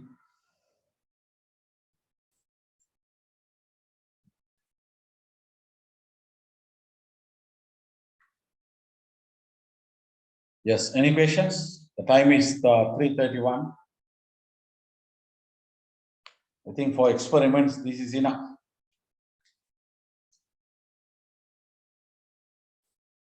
You can read these things also. Simulation is an alternative to lab and field experiment. But still, that's also an experiment really. Don't misunderstand, simply by taking is an alternative, but it's also a kind of experiment. Okay, from this you can understand. Can be thought of as an experiment conducted, especially created setting. But the very clause, represents the natural environment with activities. So then generalizability, that's why. Generalizability is there. Because artificial setting is not too different from real setting. Okay, right. I know that you are not interested in doing experiments. Is there anyone who has an interest in doing an experiment for the PhD? But I must say this one. I must say this thing. If you want to publish an article in a very good journal, then if you do an experiment, more probability of getting published. Because most of the research studies do not come from experiments. Then doing experiments is rare in management. Then if you can do an experiment and then if you can publish the results of that experiment, there's a higher tendency of getting accepted, even for a very good journal or good journal.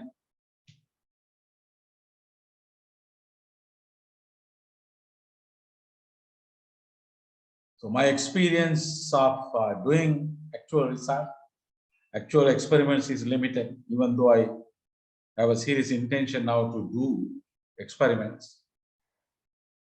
Yet the time has not permitted. But let me show you one example. A managerial intervention to strengthen the healthy organization culture in major healthcare facilities of Sri Lanka. Managerial intervention to strengthen the healthy organization culture in major healthcare facilities of Sri Lanka. Okay, so you can see the introduction. Healthy organization culture of a healthcare facility is a reflection of the patient safety level. The major healthcare facilities in Sri Lanka are very complex organizations with massive healthcare workforces, including doctors, including medical doctors, nurses, other technicians.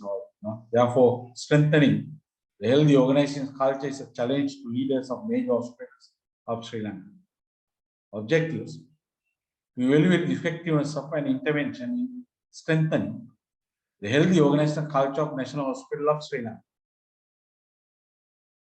In the methodology, the newly designed 8-point complete management intervention program was implemented. So this is the independent variable. A complete management program was developed. That got 8 points. 8 points at the level of nursing leaders of National Hospital Sri Lanka, and effectiveness was tested through pre and post surveys among simply randomized control and experimental groups. And the randomization was there, and then pre-testing, post-testing were there. The control group was there, experimental group was there. It's not Solomon approach, it's simpler design of experiments. Then there's a significant increase in the, what is the result? There's a significant increase in the perceived level of healthy organizational culture among nursing leaders in the experimental group following the intervention. In the conclusion, the newly designed 8-point complete management program is successful in strengthening the healthy organization culture of the National Hospital Sri Lanka, and it can be recommended to apply major healthcare facilities following feasibility studies. So any questions? Right, now let me show you the framework, the figure.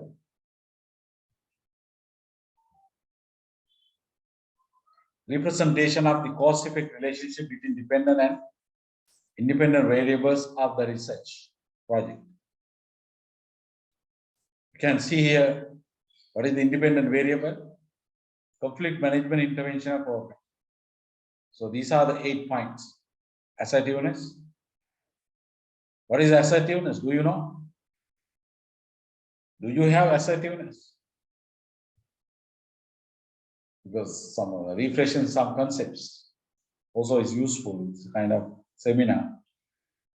Earlier in management, but later research methods. Assertiveness.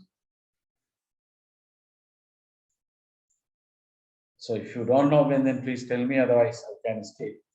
Conflict management styles, then the negotiation, the transaction analysis, then patient and tolerance, empathy, changing people without arousing resentment, especially taking principles introduced by Dale Carnegie, then 10 commandments of human relations. So in fact, these were taught and to the head nurses. So in fact, teaching was done by myself. The first author was a medical doctor, and then I was one supervisor, non-clinical supervisor. There was a clinical supervisor also. And then as a help to this doctor, I was requested really. Then she wanted to pay me also. I didn't take single red cent, but for the sake of her development and for the sake of the hospital development. So I went there, I think 2 days, and then did this one. So still I can remember, these nursing heads were very happy about the program. And they told me that they had not received a program like this. They have never received. And they wanted to learn these things also. Because they understood that they were useful for their personal life also, not only for their work life. Because many people are suffering, problems coming from personal lives. When educated people, non-educated people, average educated people. A lot of people in Sri Lanka, genuinely, they are having, a lot of personal problems related to spouse, related to children, related to father-in-law, mother-in-law, or related to parents, neighbors. So likewise. Right. Therefore, in that context, it is a very, very important thing is this conflict management ability. Right. Then the dependent variable, that's the organizational, healthy organizational culture that has 3 dimensions. Nature, attitude, orientation of leaders, theory X and theory Y. Then based on that famous theory, Dr. McGregor's theory X and Y. Then consideration and initiation of structure. Consideration and initiation structure. Leaders. Then the leader-subordinate relationship. Then okay. So then the control variables by mesh groups and randomization. Job position, number of subordinates, marital status, age, education, period as a nursing leader. So these, of course, are contaminating variables. So they were controlled by matching and randomization. Then it was found out that this really causes this one. Of course, the period is limited, but anyway.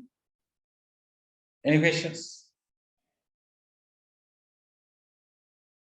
Then my experience as a supervisor to a medical doctor, green human resource management system. was introduced to a hospital, near in Mathur district, and that was implemented for 3 months. And really, that intervention impact certain dependent variables such as electricity bill, water bill, polythene consumption, and fuel consumption. They were the dependent variables. So in fact, they were indicators of something like green result. One variable, if you take green resource as a one variable, that's the dependent variable. So that was measured by electricity bill, like the amount of electricity bill, the amount of water bill, the amount of fuel expenditure, then the amount of polythene consumption.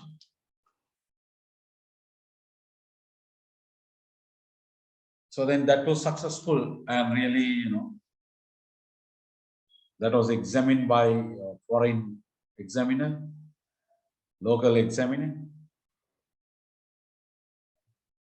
Yes, any questions for the degree MD, Doctor of Medicine in Medical Administration, conducted by Postgraduate Institute of Medicine, University of Lanka. At the moment also, I am supervising another medical doctor. That is about, the hospital is, what is this? Castle Hospital located in Rajagiri. So then, what is the intervention is to the cleaning staff. Cleaning staff management intervention. The impact on the effectiveness of cleaning the hospital. Still, we are doing that. Yes, any questions? Okay, all right, shall we start now?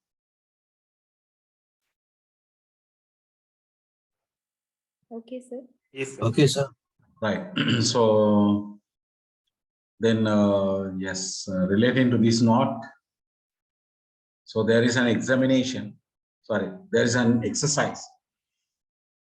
An example.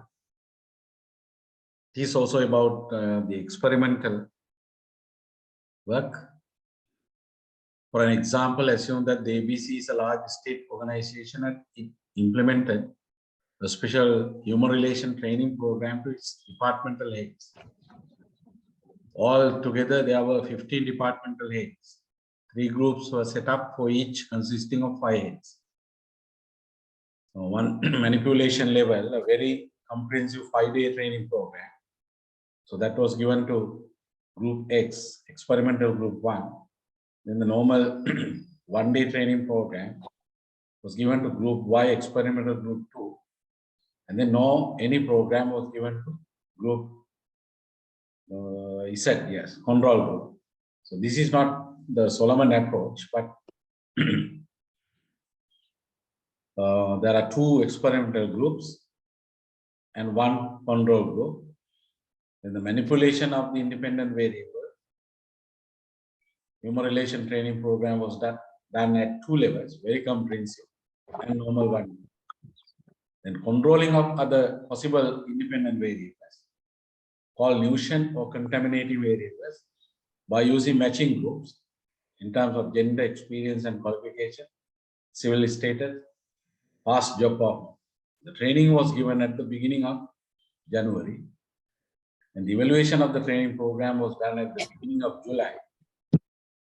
Then following table gives pre-post assessment results with regard to the experimental groups and the control group with, yes, again with regard to, yes, set of or on a set of criteria.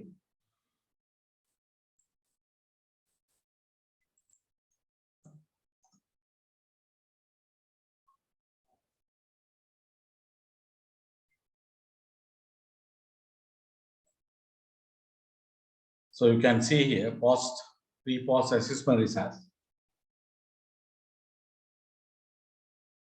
So these are the evaluation criteria. Okay, then the percentage analysis, it's good to calculate percentage change with regard to each criteria after the training. So that was calculated by considering the value that existed before the training and the value that generated after the training in respect of the criteria. Okay, an example here. Okay, then percentage changes you can see.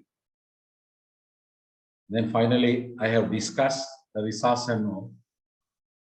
So then the finding, a careful examination of the percentage changes for the three groups reveals that the special interpersonal training program matters significantly.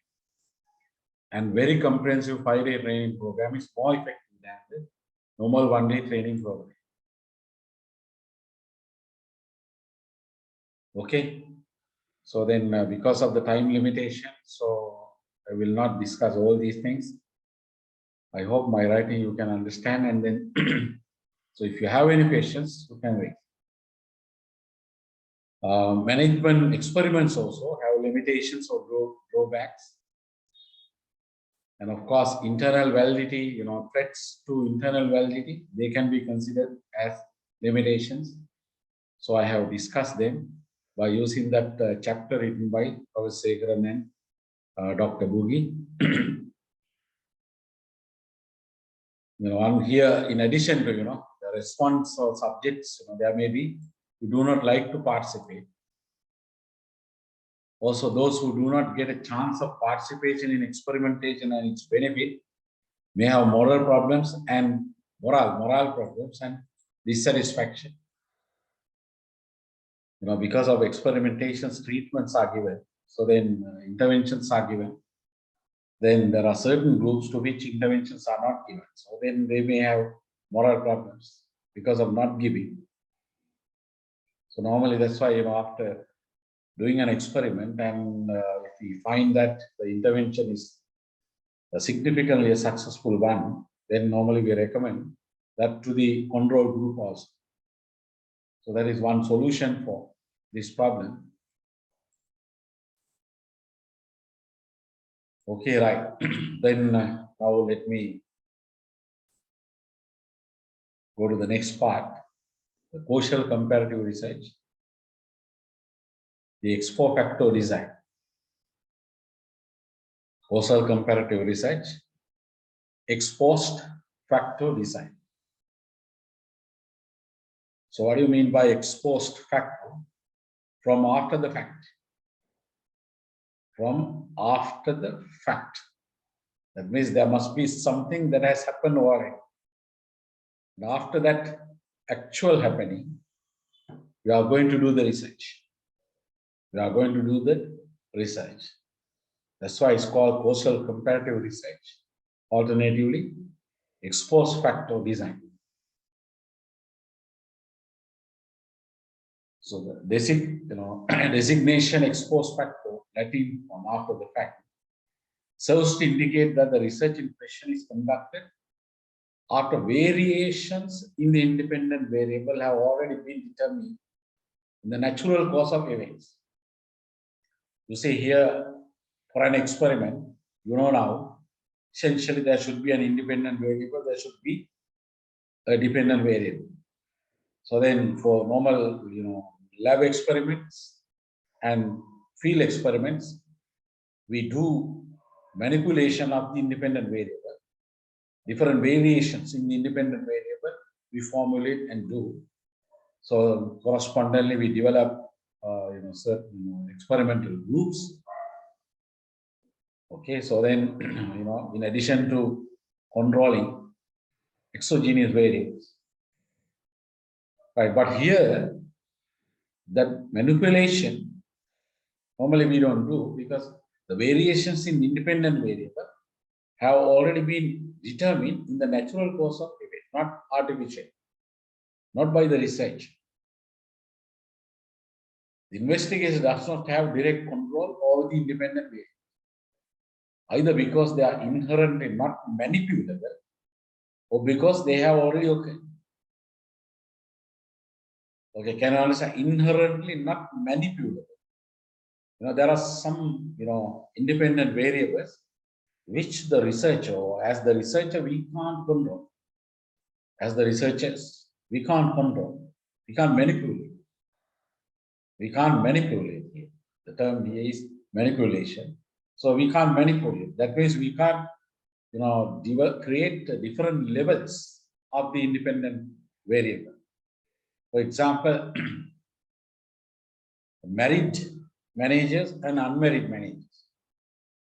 Assume we want to test a hypothesis like this. Married managers are more productive than unmarried managers. Assume that is a hypothesis. Married managers are more productive, especially after asking, married CEOs are more productive, chief executive officers. Married chief executive officers are more productive than unmarried chief executive officers. And then we want to know whether the marriage causes really the productivity, organizational effectiveness, or whatever, the dependent variable. Organization productivity, organization effectiveness. Okay, right. Then now think, assume you are a researcher, so then can you manipulate the marriage of CEOs? Impossible. Impossible, for the experiment purpose, you can't have people, who are married and then who are unmarried. And, okay, you can't, how can I say, you can't ask people to get married because of the research methods. You can't do that. That's why they are inherently not manipulable. Even right, family background. Managers, family background. You want to know whether family background of the manager causes the productivity of the organization. And then family background also is inherently not manipulable. It has already occurred, of course, and directly not possible to manipulate, control. Right, these variables are called attribute variables. The variables which the researcher cannot directly control, they are labeled as attribute variables. Right, then what is an attribute variable? Here the definitions there. A characteristic that a subject possesses or a variable possesses before the study begins. Before the study begins. So it's an independent variable that cannot be directly manipulated. An independent variable that can be directly manipulated is called an active variable. Okay, now another two jargons. Attribute variable and active variable. Under exposed factor design. Examples. Home environment. Is it attribute or active?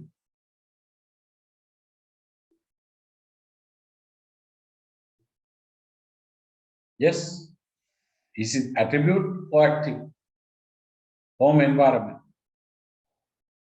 Normally for research purpose, we can't manipulate home environment. So therefore it is attribute. The motivation. Motivation, maybe, may not be. Motivation, maybe we can manipulate or we can't manipulate.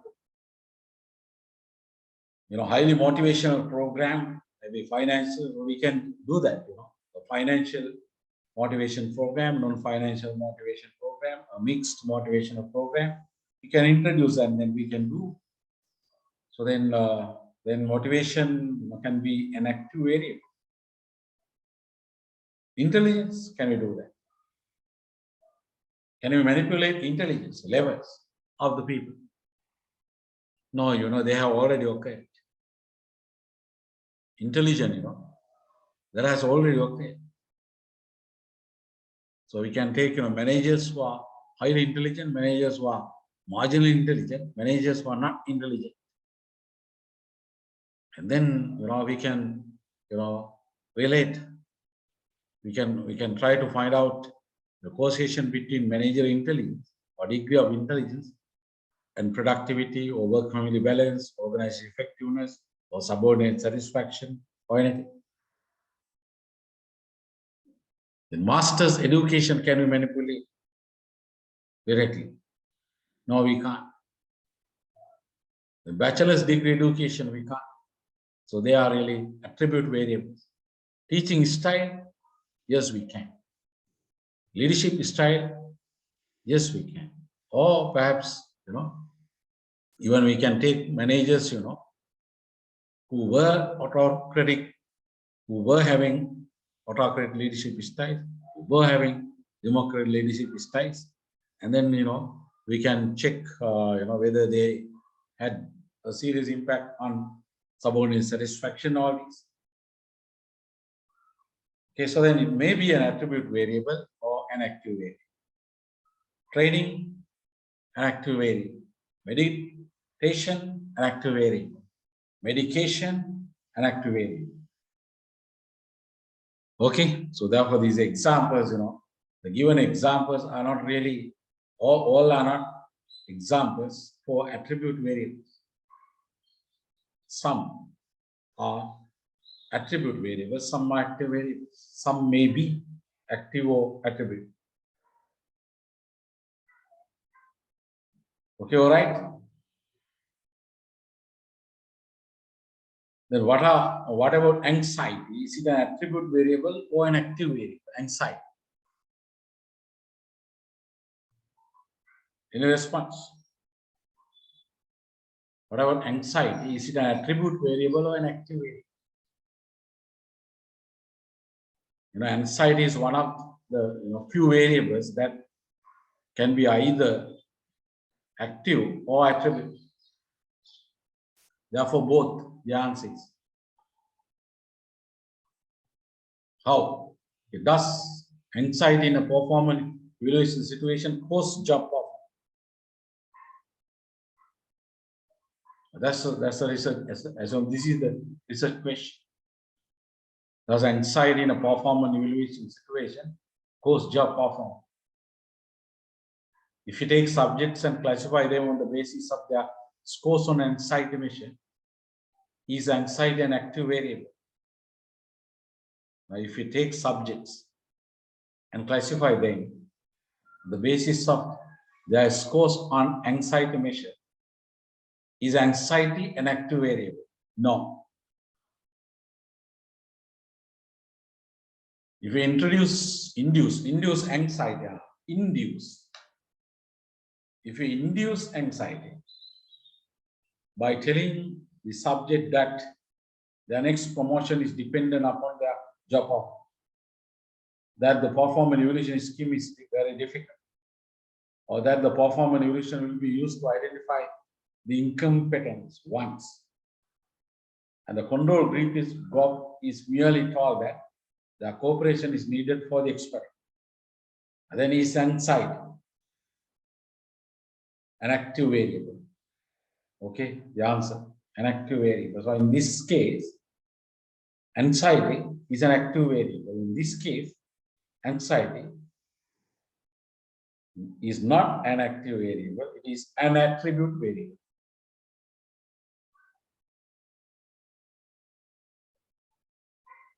Okay, so here if we induce by telling, that means we are manipulating. We do manipulation.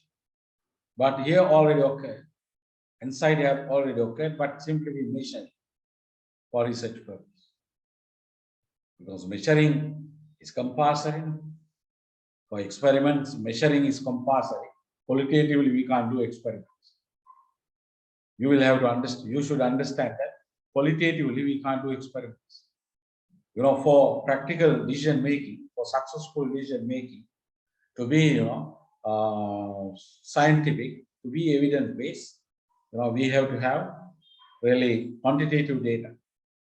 So we should get, get research findings through experiments rather than surveys and others, because the value of findings from experiments is greater than that of findings obtained from surveys and other methods. Therefore, when doing experiments, we have to measure. We have to measure. It is essential. The researchers achieve the variation they want, not by direct manipulation of the variable itself, but by selection of individuals in whom the variable is present to have strong or weak, and so on. Okay, we can take managers who are having MBA, managers who are not having MBA. Okay, managers who are reading for MBA. We can have three groups. One group is for managers already having MBAs completed successfully. Then the managers who are reading, managers who are not reading, who don't have, or simply two groups: managers with MBA, managers without MBA. Then we can test the hypothesis like managers with MBA are more productive than managers without MBA.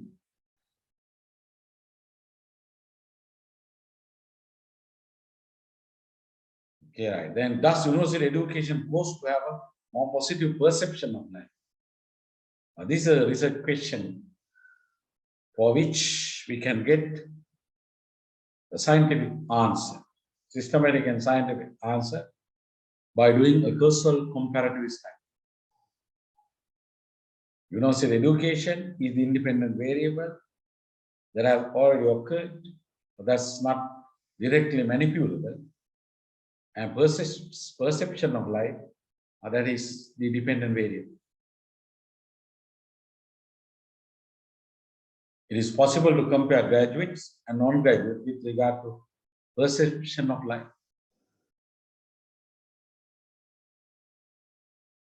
It is possible to compare the performance of high IQ and low IQ employees, the same measure of anxiety.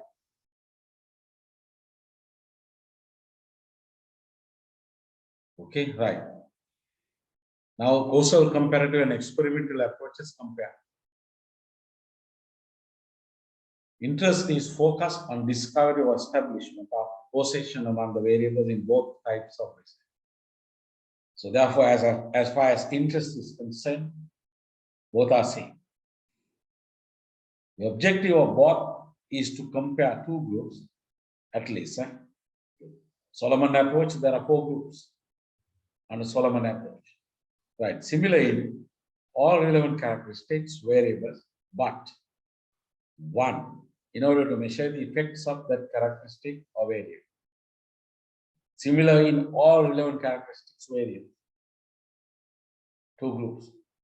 And that's how we control contaminating variables, compounding variables. And in order to measure the effects of only one variable. That's the IV. So then, as far as the objective of what is concerned, what do not get different. Do not get different. So with an experiment, it's possible to obtain much more convincing evidence for causal or functional relationship among variables than can be obtained with causal comparative studies. So therefore, there's a difference because of this, in implying that an experiment is better than causal comparative study. Because the experiment, from experiment, we can obtain much more convincing evidence for causation. Because, directly we can manipulate the independent variable, but here we can't. The effects of extraneous, or different words are there, contaminating nuisance variables in an experiment are controlled by the experimental conditions and the presumably antecedent independent variable, that's the main variable we are focusing on, directly manipulated in order to ascertain its effect on the dependent variable. Yes.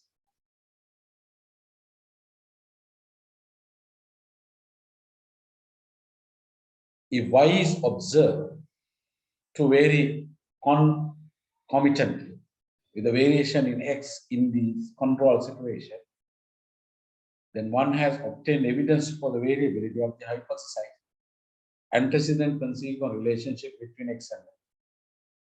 Okay, that I think you can understand.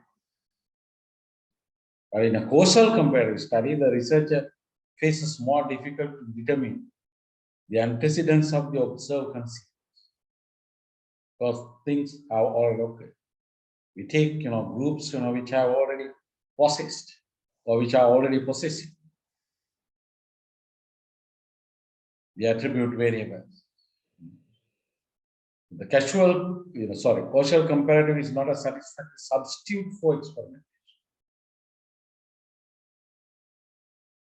It does provide a method that can be used in circumstances under which some management research must be conducted. It remains a useful method that can supply much information of value in management decision, or information of much value in management decision making.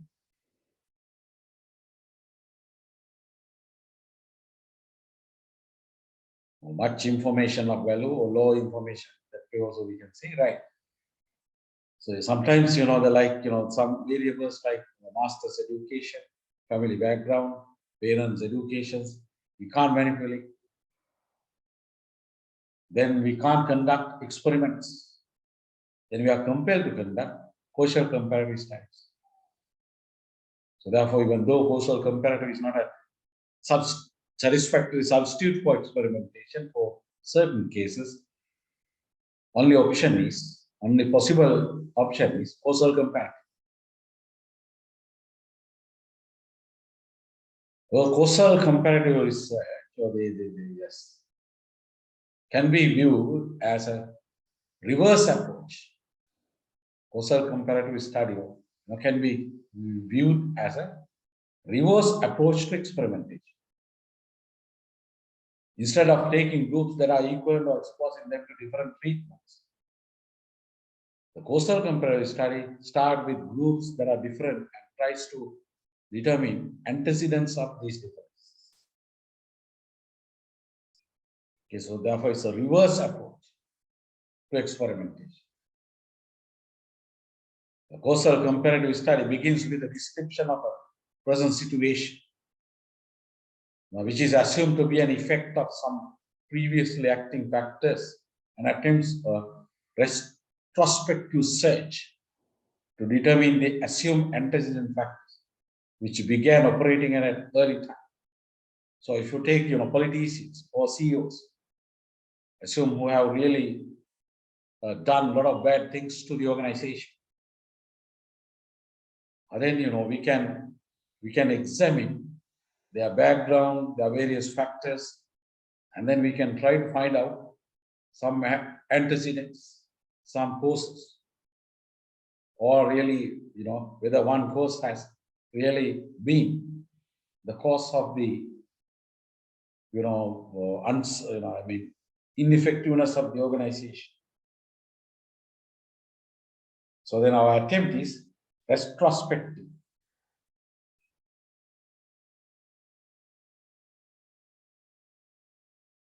The major weakness of this approach, control is the major weakness of causal comparative design. Randomization and manipulation of independent variables are not possible. Hence, uncontrolled variables may be responsible for the variation in the need. However, by doing the same research again and again by the same research for the same setting, then we can get more confirmed evidence about the causation. Then no problem. If the results of the repeated studies are the same, that is one solution for this.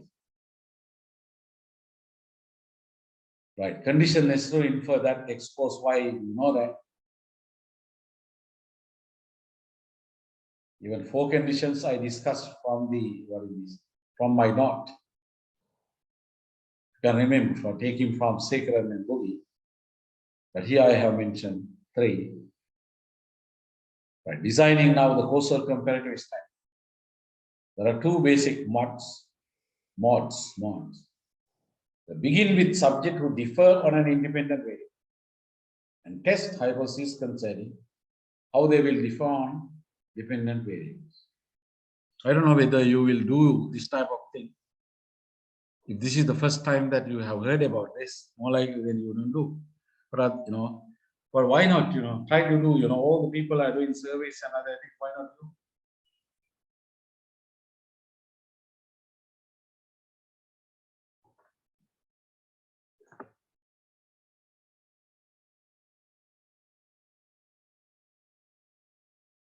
Begin with subject who differ on a dependent variable. This one is who differ on an independent variable. So like, okay, managers with MBA and right, we can say higher education. Higher education of managers, right? Managers with PhD, managers with masters, managers with only bachelors. So like, we can even managers with all the 3 and managers without all the 3. So we can begin with such subjects and then we can test hypotheses concern how they will differ on dependent variables. Managers with bachelors, masters and doctorates are more productive. Or something like, hypotheses. Managers without are less productive. Or all the managers are same. No difference.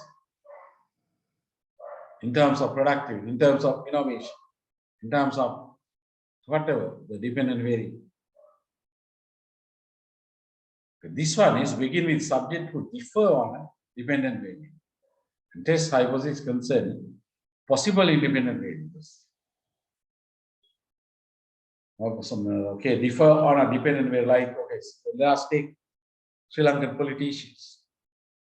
Dependent variable, who differ on a dependent variable. Or managers, who are highly productive. The managers who are marginally productive. The managers who are unproductive. Managers who are highly unproductive. And then productivity we can consider as a dependent variable. And then we can try to test certain hypotheses. Managers with high education are more productive.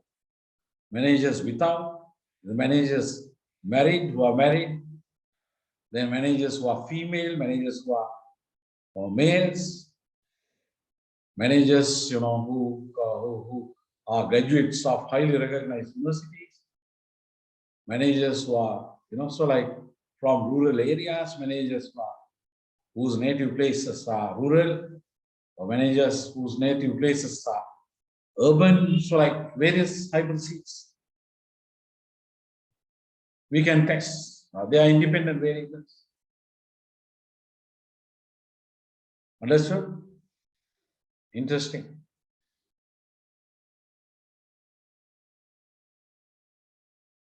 So we can do, bank managers, then they are highly productive. Bad managers, like, then we can even related to politicians.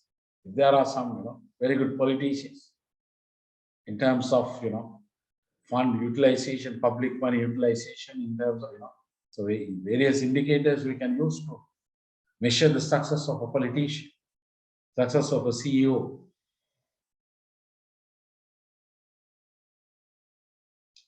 So these are, okay, these are from HR people. What about events? What about things?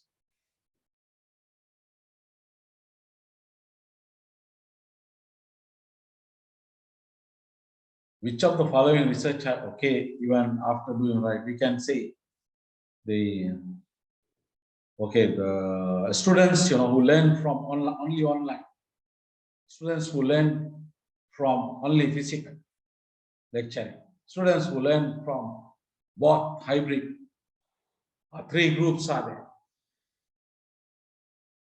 So that means the students, who differ on a dependent variable. What is, no, it's an independent variable, right? Teaching technique. Teaching technique or the mode of teaching, method of teaching. That's the independent variable, method of teaching. Then the dependent variable, right? Quality of learning, quantity of learning, learner's satisfaction, learner's results. Those are dependent variables.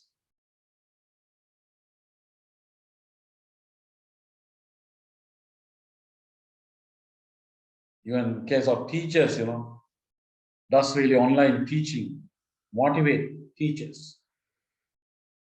And we can take teachers, who have done, who have not done, or yes, who have done, and so like, it's okay, designing. Right now, some examples, which of the following research hypotheses? So I need answers from you. Which of the following research hypotheses call for experimental research or social comparative research? Tell me this one. Read and try to understand. Tell me the answer.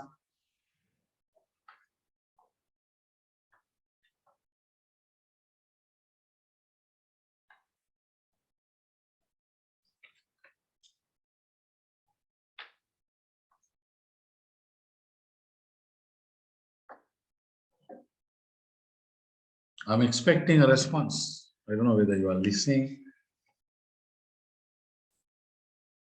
Okay, we have Vadigamangava. Vadigamangava, yes. Sanjeevi Arachi, the Silva, Nilanda Bandara, Soka Sirisen, Rajapaksha, another Rajapaksa, RMSP, previous one is HD Rajapaksa.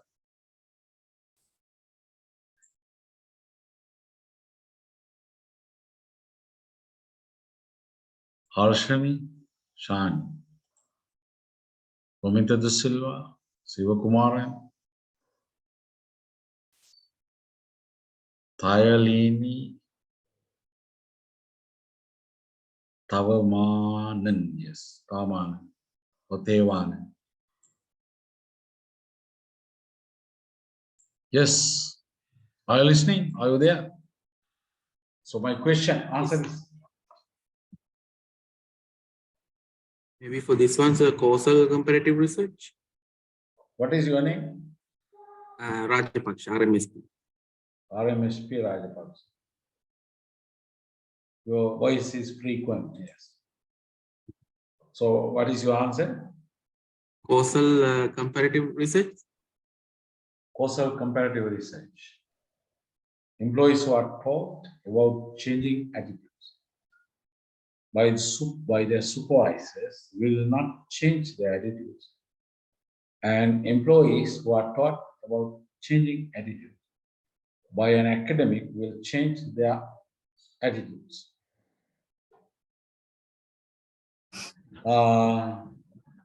Any other? So this is, I think, experimental. Is a experimental research, I suppose.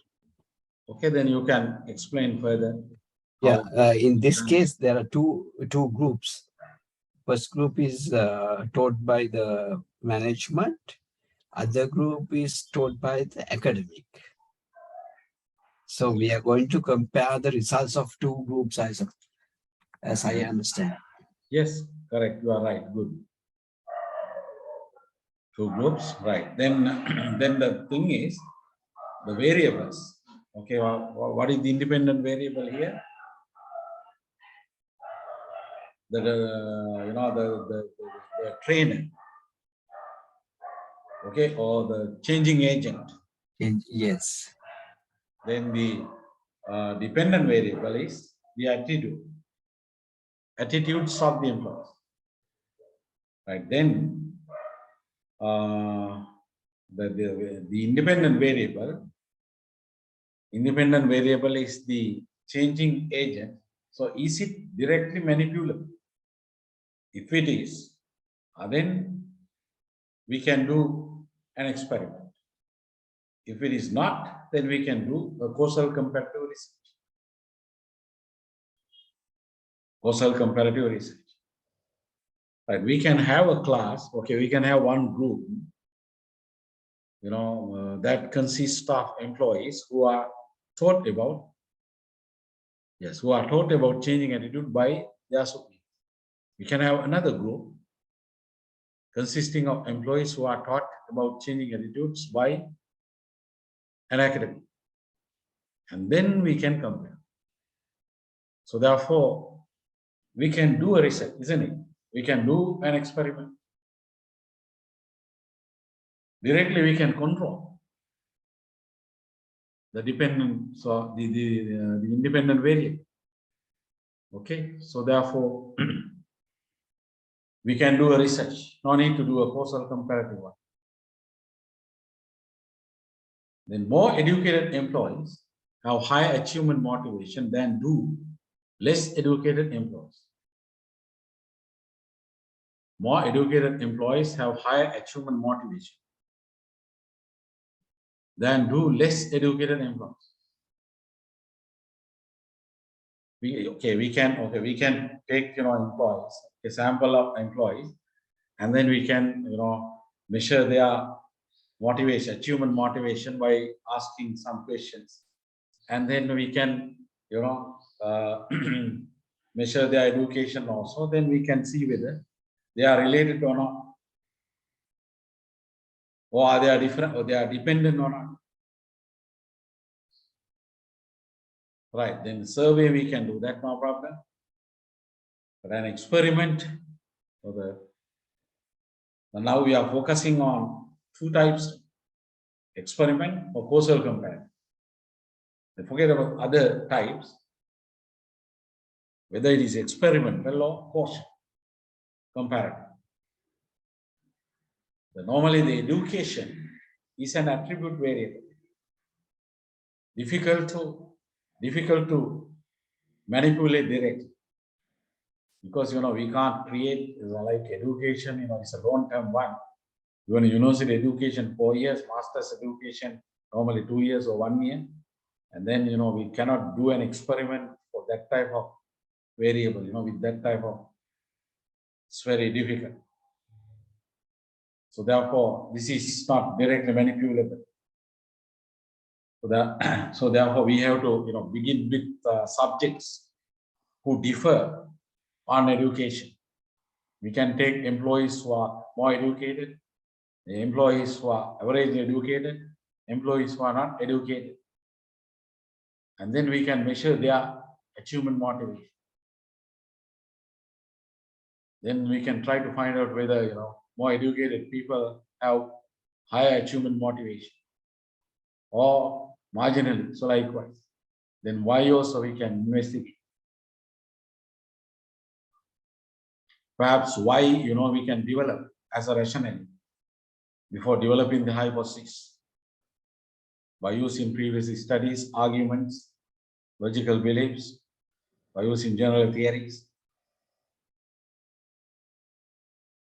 or later having tested, having observed 2 or 3 or several cases, then we can develop the hypothesis. Inductive approach to the hypothesis. Previous one is the deductive approach to the hypothesis. Okay, another example: professionals who are unmarried more frequently have interpersonal problems than Do professionals who are married? Professionals who are unmarried more frequently have interpersonal problems than do professionals who are married. That's why, there are some companies, they have a policy, they have a policy when appointing CEOs, the CEOs should be married people. Even maybe condition, they must have children, at least one child.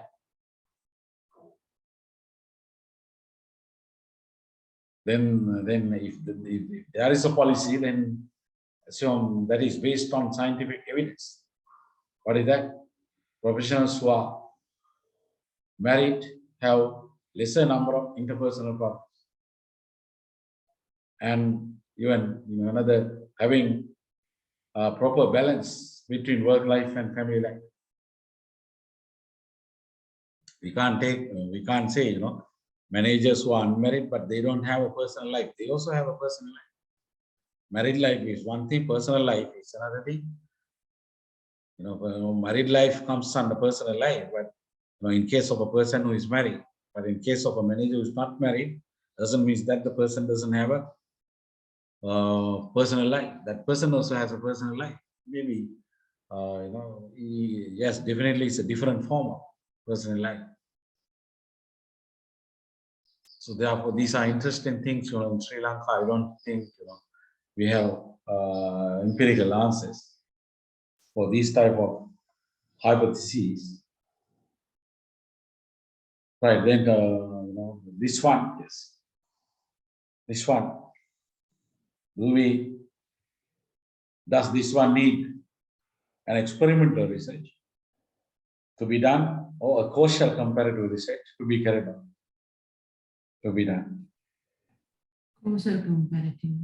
Yes, causal comparative. Why the main?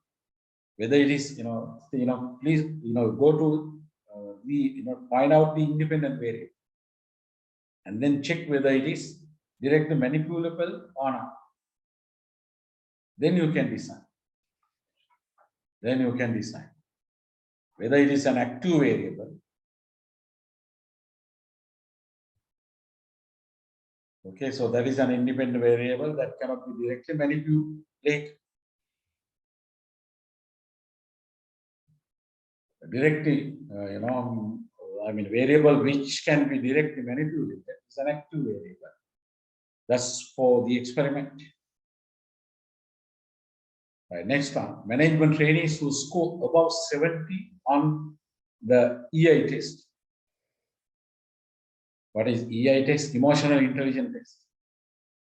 Will receive higher grades in the organization's performance appraisal than will management trainees. Management trainees who do not score above 70.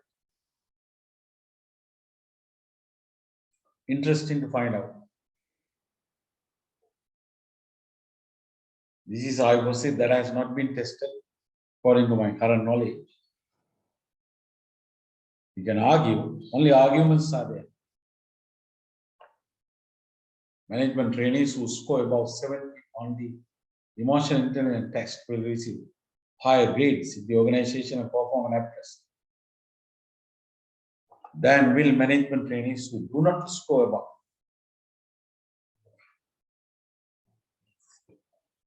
Yes, anyone can respond and then tell me the reason.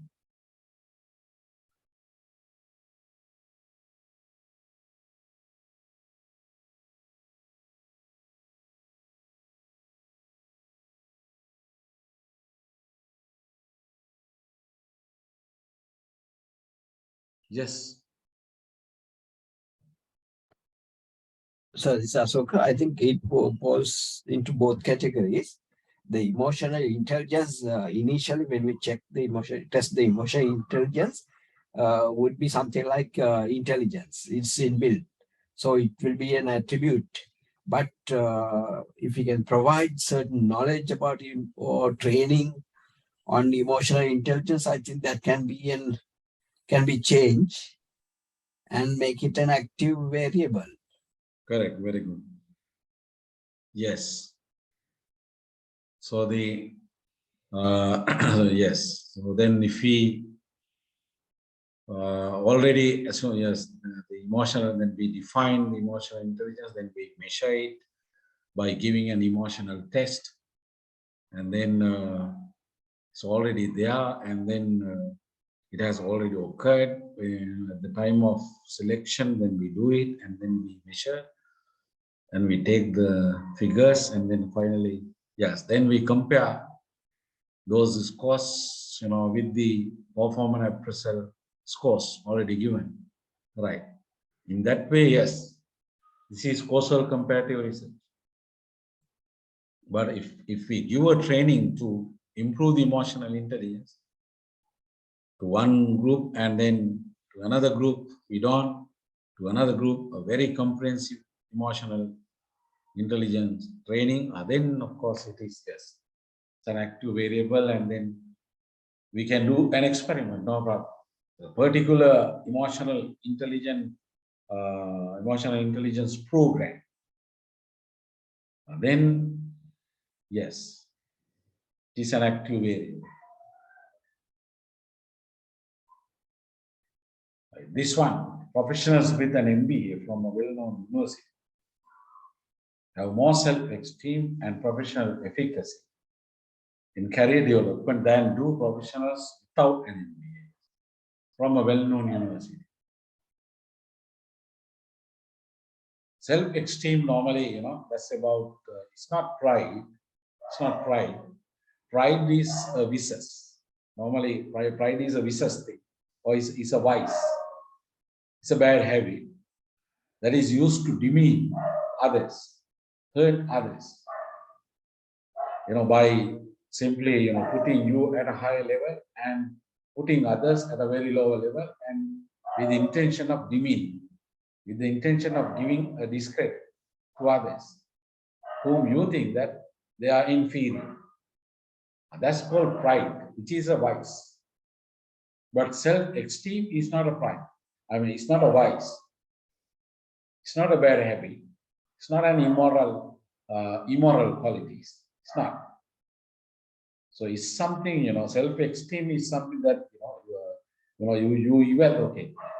you have something called self. Then if you evaluate yourself, then the result is self-evaluation, which may be, high self-esteem or low self-esteem or moderate self-esteem. So then how do you view about you as a person of, yes, high level of intelligence, high level of productivity, high level of, so likewise, then definitely self-esteem is high. Self-esteem is high. Facts-wise, not opinion also you can consider, but fact, there should be evidence, objective evidence about you, about your performance and other things. Then you will get a kind of evaluation about you.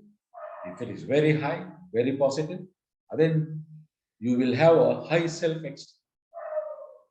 But I assume there's evidence about bad performance, there's evidence about bad consequences, there's evidence about bad criticism and all, and then your self-esteem, of course, will be low. So then there's no intention of hurting others. It's really respecting yourself and thinking of yourself and giving a value to yourself. Then self-efficacy, basically in simple word, is self-confidence. If you don't know the meaning, or if you can't remember the meaning, self-efficacy in simple, self-confidence.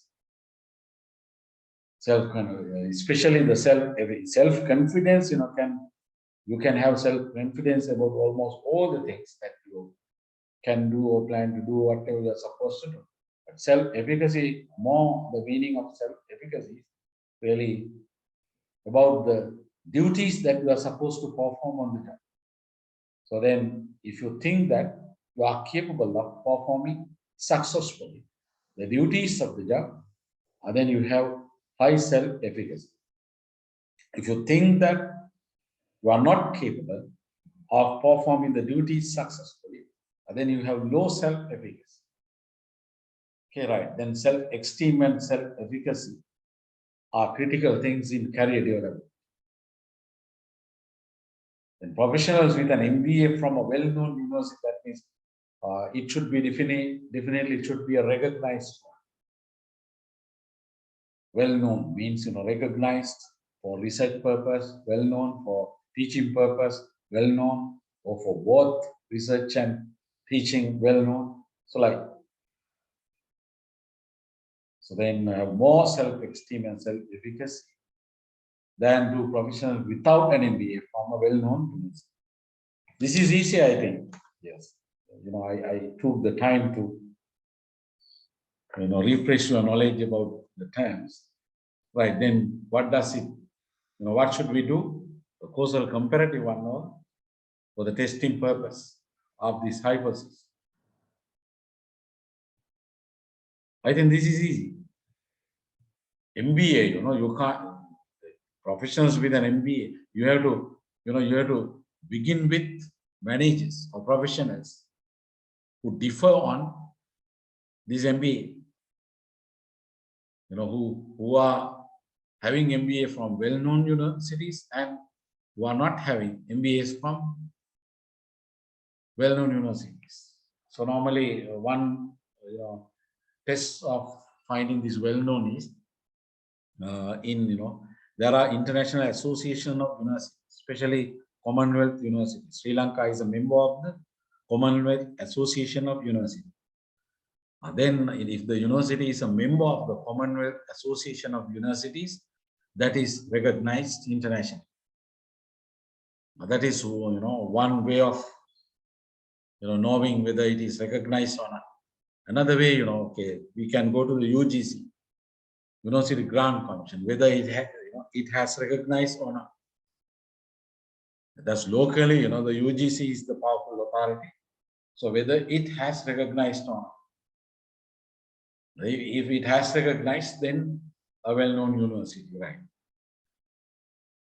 Then, right, well-known normally yes, the professors, are well-known for research and all these written books, so many things are then well-known. If the university has, then sometimes the professor is more popular than the university. I think it's okay, well-known. So in that way also we can determine. Or graduates, who have passed out, well-known entrepreneurs, well-known managers, well-known politicians.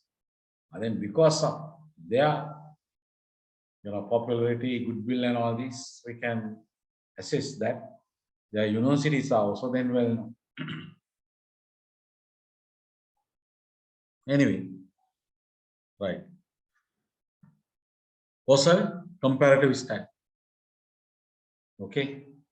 So this is an attribute variable, the independent variable.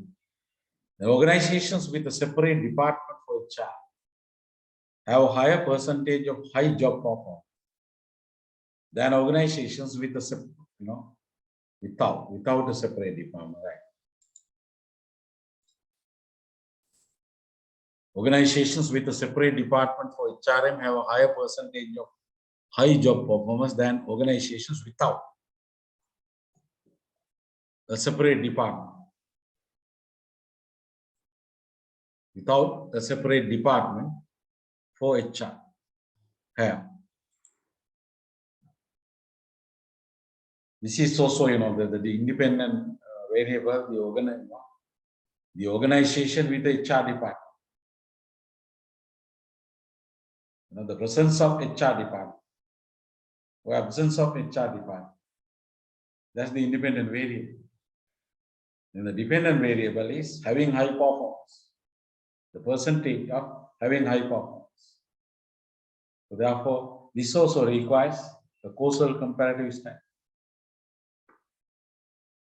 Directly you can't manipulate the presence of HR department, for the research purpose itself. You cannot develop a separate department for HR, isn't it? Unrealistic. Very difficult, very difficult.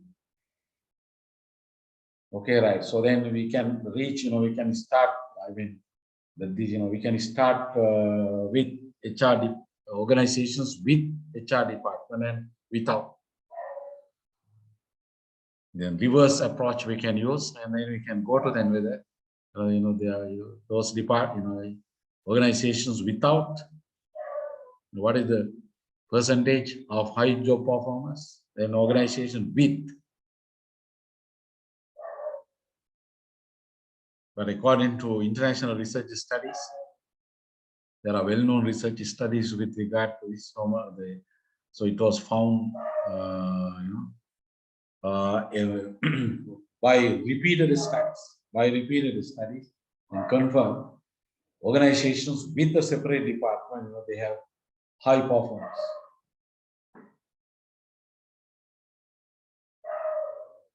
Possibilities for spurious or doubtful results, spurious, in causal comparative research. When the observed relationship is due to other causes, not to X influencing Y, it is spurious. That means, contaminating variables here. Exogenous variables. Because here, that is the big problem of manipulation. But of course, there are some variables really we can't manipulate. Then we have to use causal comparative. We are compelled to use. Then the common cause means that if variables X and Y are related, it is possible that neither one caused the other, but both were caused by a third variable. That's called common cause. Like, this one, the injury, okay, go to this. The injury rate of drivers who use seat belts is lower than the injury rate of drivers who do not use seat belts. The injury rate of drivers who use seat belts is lower than the injury rate of drivers who do not use seat belts. And the question is, the use of seat belts reduces injury. Is this right? Or is this owing to something else? Common reason. Is there some common reason? Or if not a common reason, is there any possible big reason? Cautious drivers use seat belts and have fewer injury-causing accidents. And then cautious drivers, careful drivers. Then carefulness is another thing. Because of the carefulness, the drivers use seat belts, and then they have fewer injury-causing accidents. Not really, use of seat belts itself. Okay, common reason. So likewise, there are things in practice. Then the reverse reciprocal causality. This is another one, causality, right? We are focusing on causality. There is, reverse or reciprocal causality. A causes B, B causes A. Like, smoking causes cancer. Cancer causes is smoking. Now, which one is right, really? If both are right, assume, you have a good lungs. What we call good lungs, lungs. Good heart, let me see, or the good lungs. Then, no problem. Lungs are good. The body is good. But you extensively engage in smoking, then ultimately you will get cancer. And then smoking causes cancer. So assume other things are remaining constant. Other, diet habits, exercise habit, and other things, job more, I assume similar. And then smoking causes cancer. Then another argument is, assume already you have bad lungs, which really badly need, physically they need smoke. Then you tend to smoke. Then bad lungs or your bad body, influences you to engage in smoke.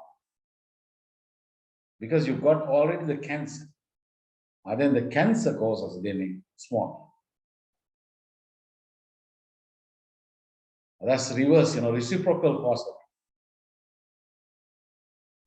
Okay, what I have written, yes. There is a relationship between, all right, unemployment and excessive alcohol drinking. Hence, a hypothesis is developed. Excessive alcohol drinking causes a worker to lose his or her job. Excessive alcohol drinking causes a worker to lose his or her job. However, in reality, those who lose their jobs tend to drink to excess. That is also possible. Assume that is in reality. An example, reverse causality. No problem, if we can find reverse causality also, it's okay, it's a research finding. Does higher brand loyalty cause higher selling? Or does higher selling cause higher brand loyalty?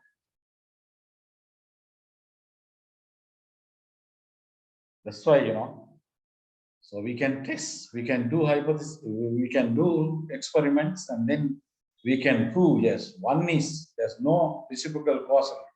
There's only, one-way causality.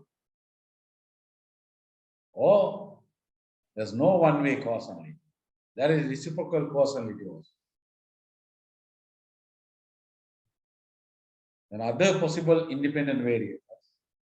There may be independent variable other than one under consideration in the causal comparative study that could bring about the observed effect on the variable, right?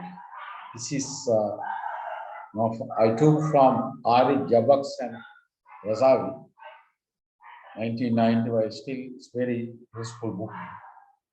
It's known that the recorded suicide rate in Sweden is among the highest in the world. Now I think Singapore, I can remember, Sri Lanka was second and Japan was first at a time. And Japanese, suicide rate is relatively very high. Though Japan is one of the best countries economically in the world, but suicide rate also is very high. Then there must be something wrong with it. Anyway, in Sweden, Sri Lanka also, we were having, but anyway, Sweden, as far as this reference is concerned at that time, at the time of developing this PowerPoint presentation, yes, Sweden is among the highest in the world. Does this mean that the Swedish government forces more people to commit suicide? So normally that is how now. If we are having a very high suicide rate, and then does Sri Lankan government force more people to commit suicide? That question comes, yes. Does it mean that, another research question, does it mean that the Swedish people are more suicide prone than others? Or the honesty of the corners, not coroners, not coroners, corners, I think my pronouncing is correct. Corners, who are the corners? Corners Sir, are... I think corona, the sudden death inquirer. Sorry? Sudden death inquirers are called corona. Yes. Sorry, that some barking of dogs is happening. Can you please repeat what you said? The sudden death inquiry, the person who comes and make inquiries on sudden death. Correct. They're called coroners. Yes. Coroners or the corners. An official who calls, yes, inquest into violent, sudden or suspicious deaths. Yes. The honesty of corners in Sweden compared with the honesty of corners or coroners. Normally corners, it's okay, don't worry about pronouncing. In other countries, this is also, yes, this is also possible.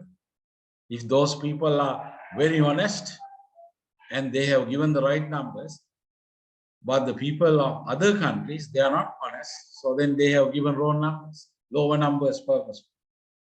That is also possible. then we can't judge, the Swedish government causes more people to commit suicide. Well, these things, are the problems with, possible problems with these, possibilities of spurious results in social comparative research. So therefore, there's a caution. We should, we should not accept the findings and then work accordingly. One suggestion is to do repeated studies. Well, many of city university graduates rapidly move up the promotion ladder. Why? They are more competent than other graduates, or something like, So at a governors conference, governor points with pride to the low crime rate in his region. An obvious first task for investigators is to make an attempt to list or yes. This also, we are not sure. This one also.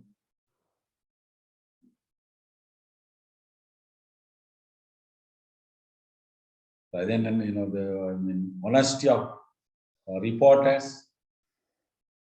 Then there's many of city graduates rapidly move up the promotion, right? They are more competent than other graduates, or because of social network, social capital.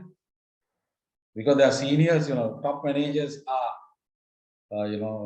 top managers are the graduates of city universities, and then they favor the graduates of city universities. There may be informal agreements between those top managers and city universities to give, priority to the graduates, young graduates from the city universities. Also, there may be, senior people of top companies are really visiting lecturers of city universities. Then, of course, those graduates, have the opportunity of moving up the promotion ladder rapidly, compared with graduates, who come from rural universities. And their graduates are not really working as senior managers, top managers of those universities which have promotion opportunities. You see? Right. So then,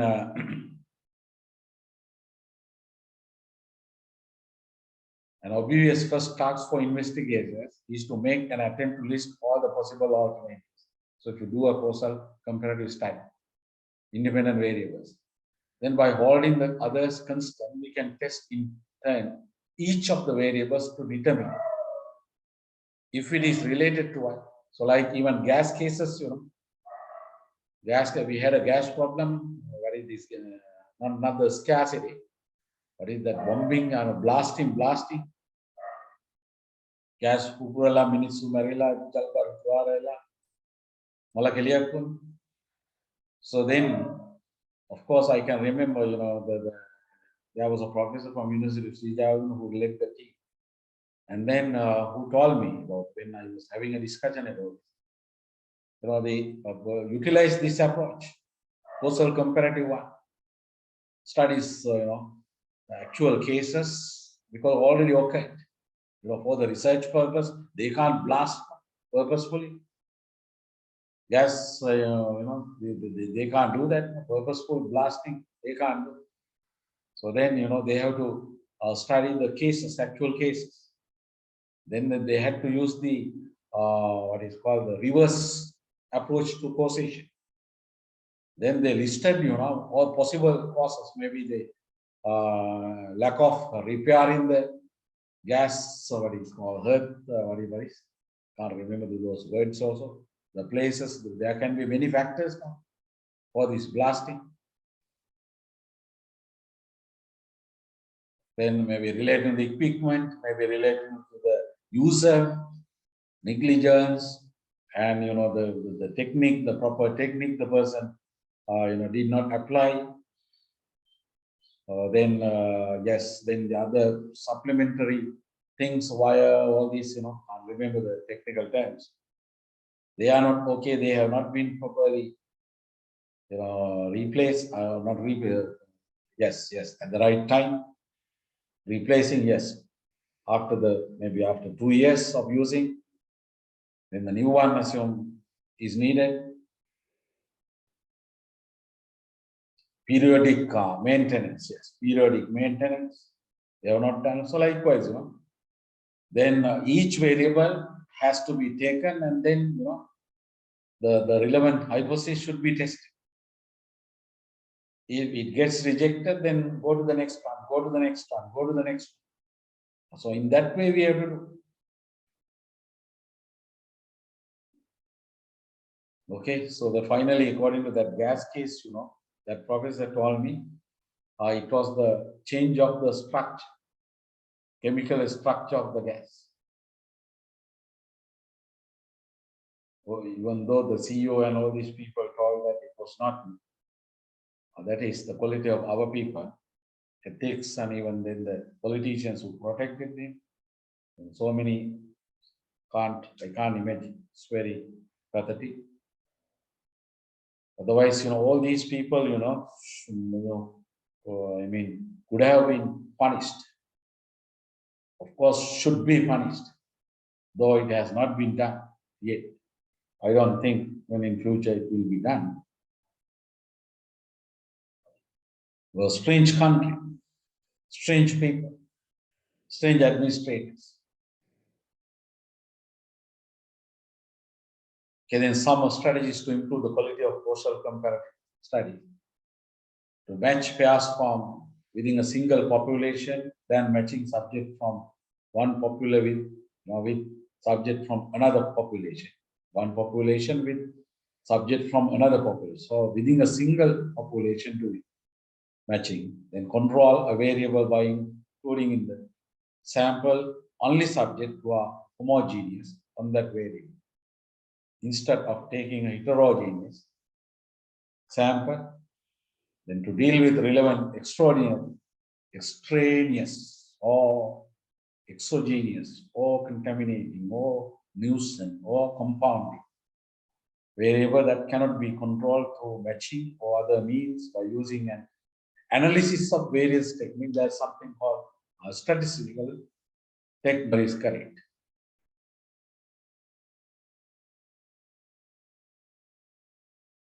Right. Any questions? Okay, now 5:21, no? So still you are with me, okay? I appreciate that. I think now let me finish now. Any questions?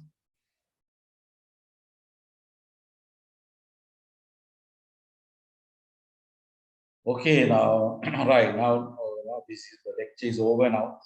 So I did 5 lectures to you. I know that most of the things I discussed today are not known to at least majority of people, if not all. So please try to get a good understanding or an adequate understanding of experiments and causal comparative studies, even though you have no intention of doing an experiment or causal comparative study, but I encourage you to do. So anyway, it is up to you. Then I wish you all the best. Any questions before I finish?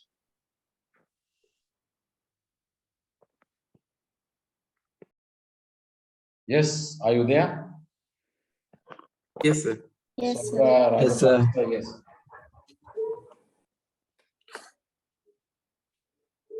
Okay, right. Then I wish you all the best, and may happiness reach you, and may you be able to get this PhD within the prescribed period, at least within the prescribed period, plus no more than 6 months. The prescribed means 3 years. Okay, then wish you all the best. Great future. Yeah, thank you so much, sir. Thank you very much, sir. Thank you. Thank you. Thank you, sir.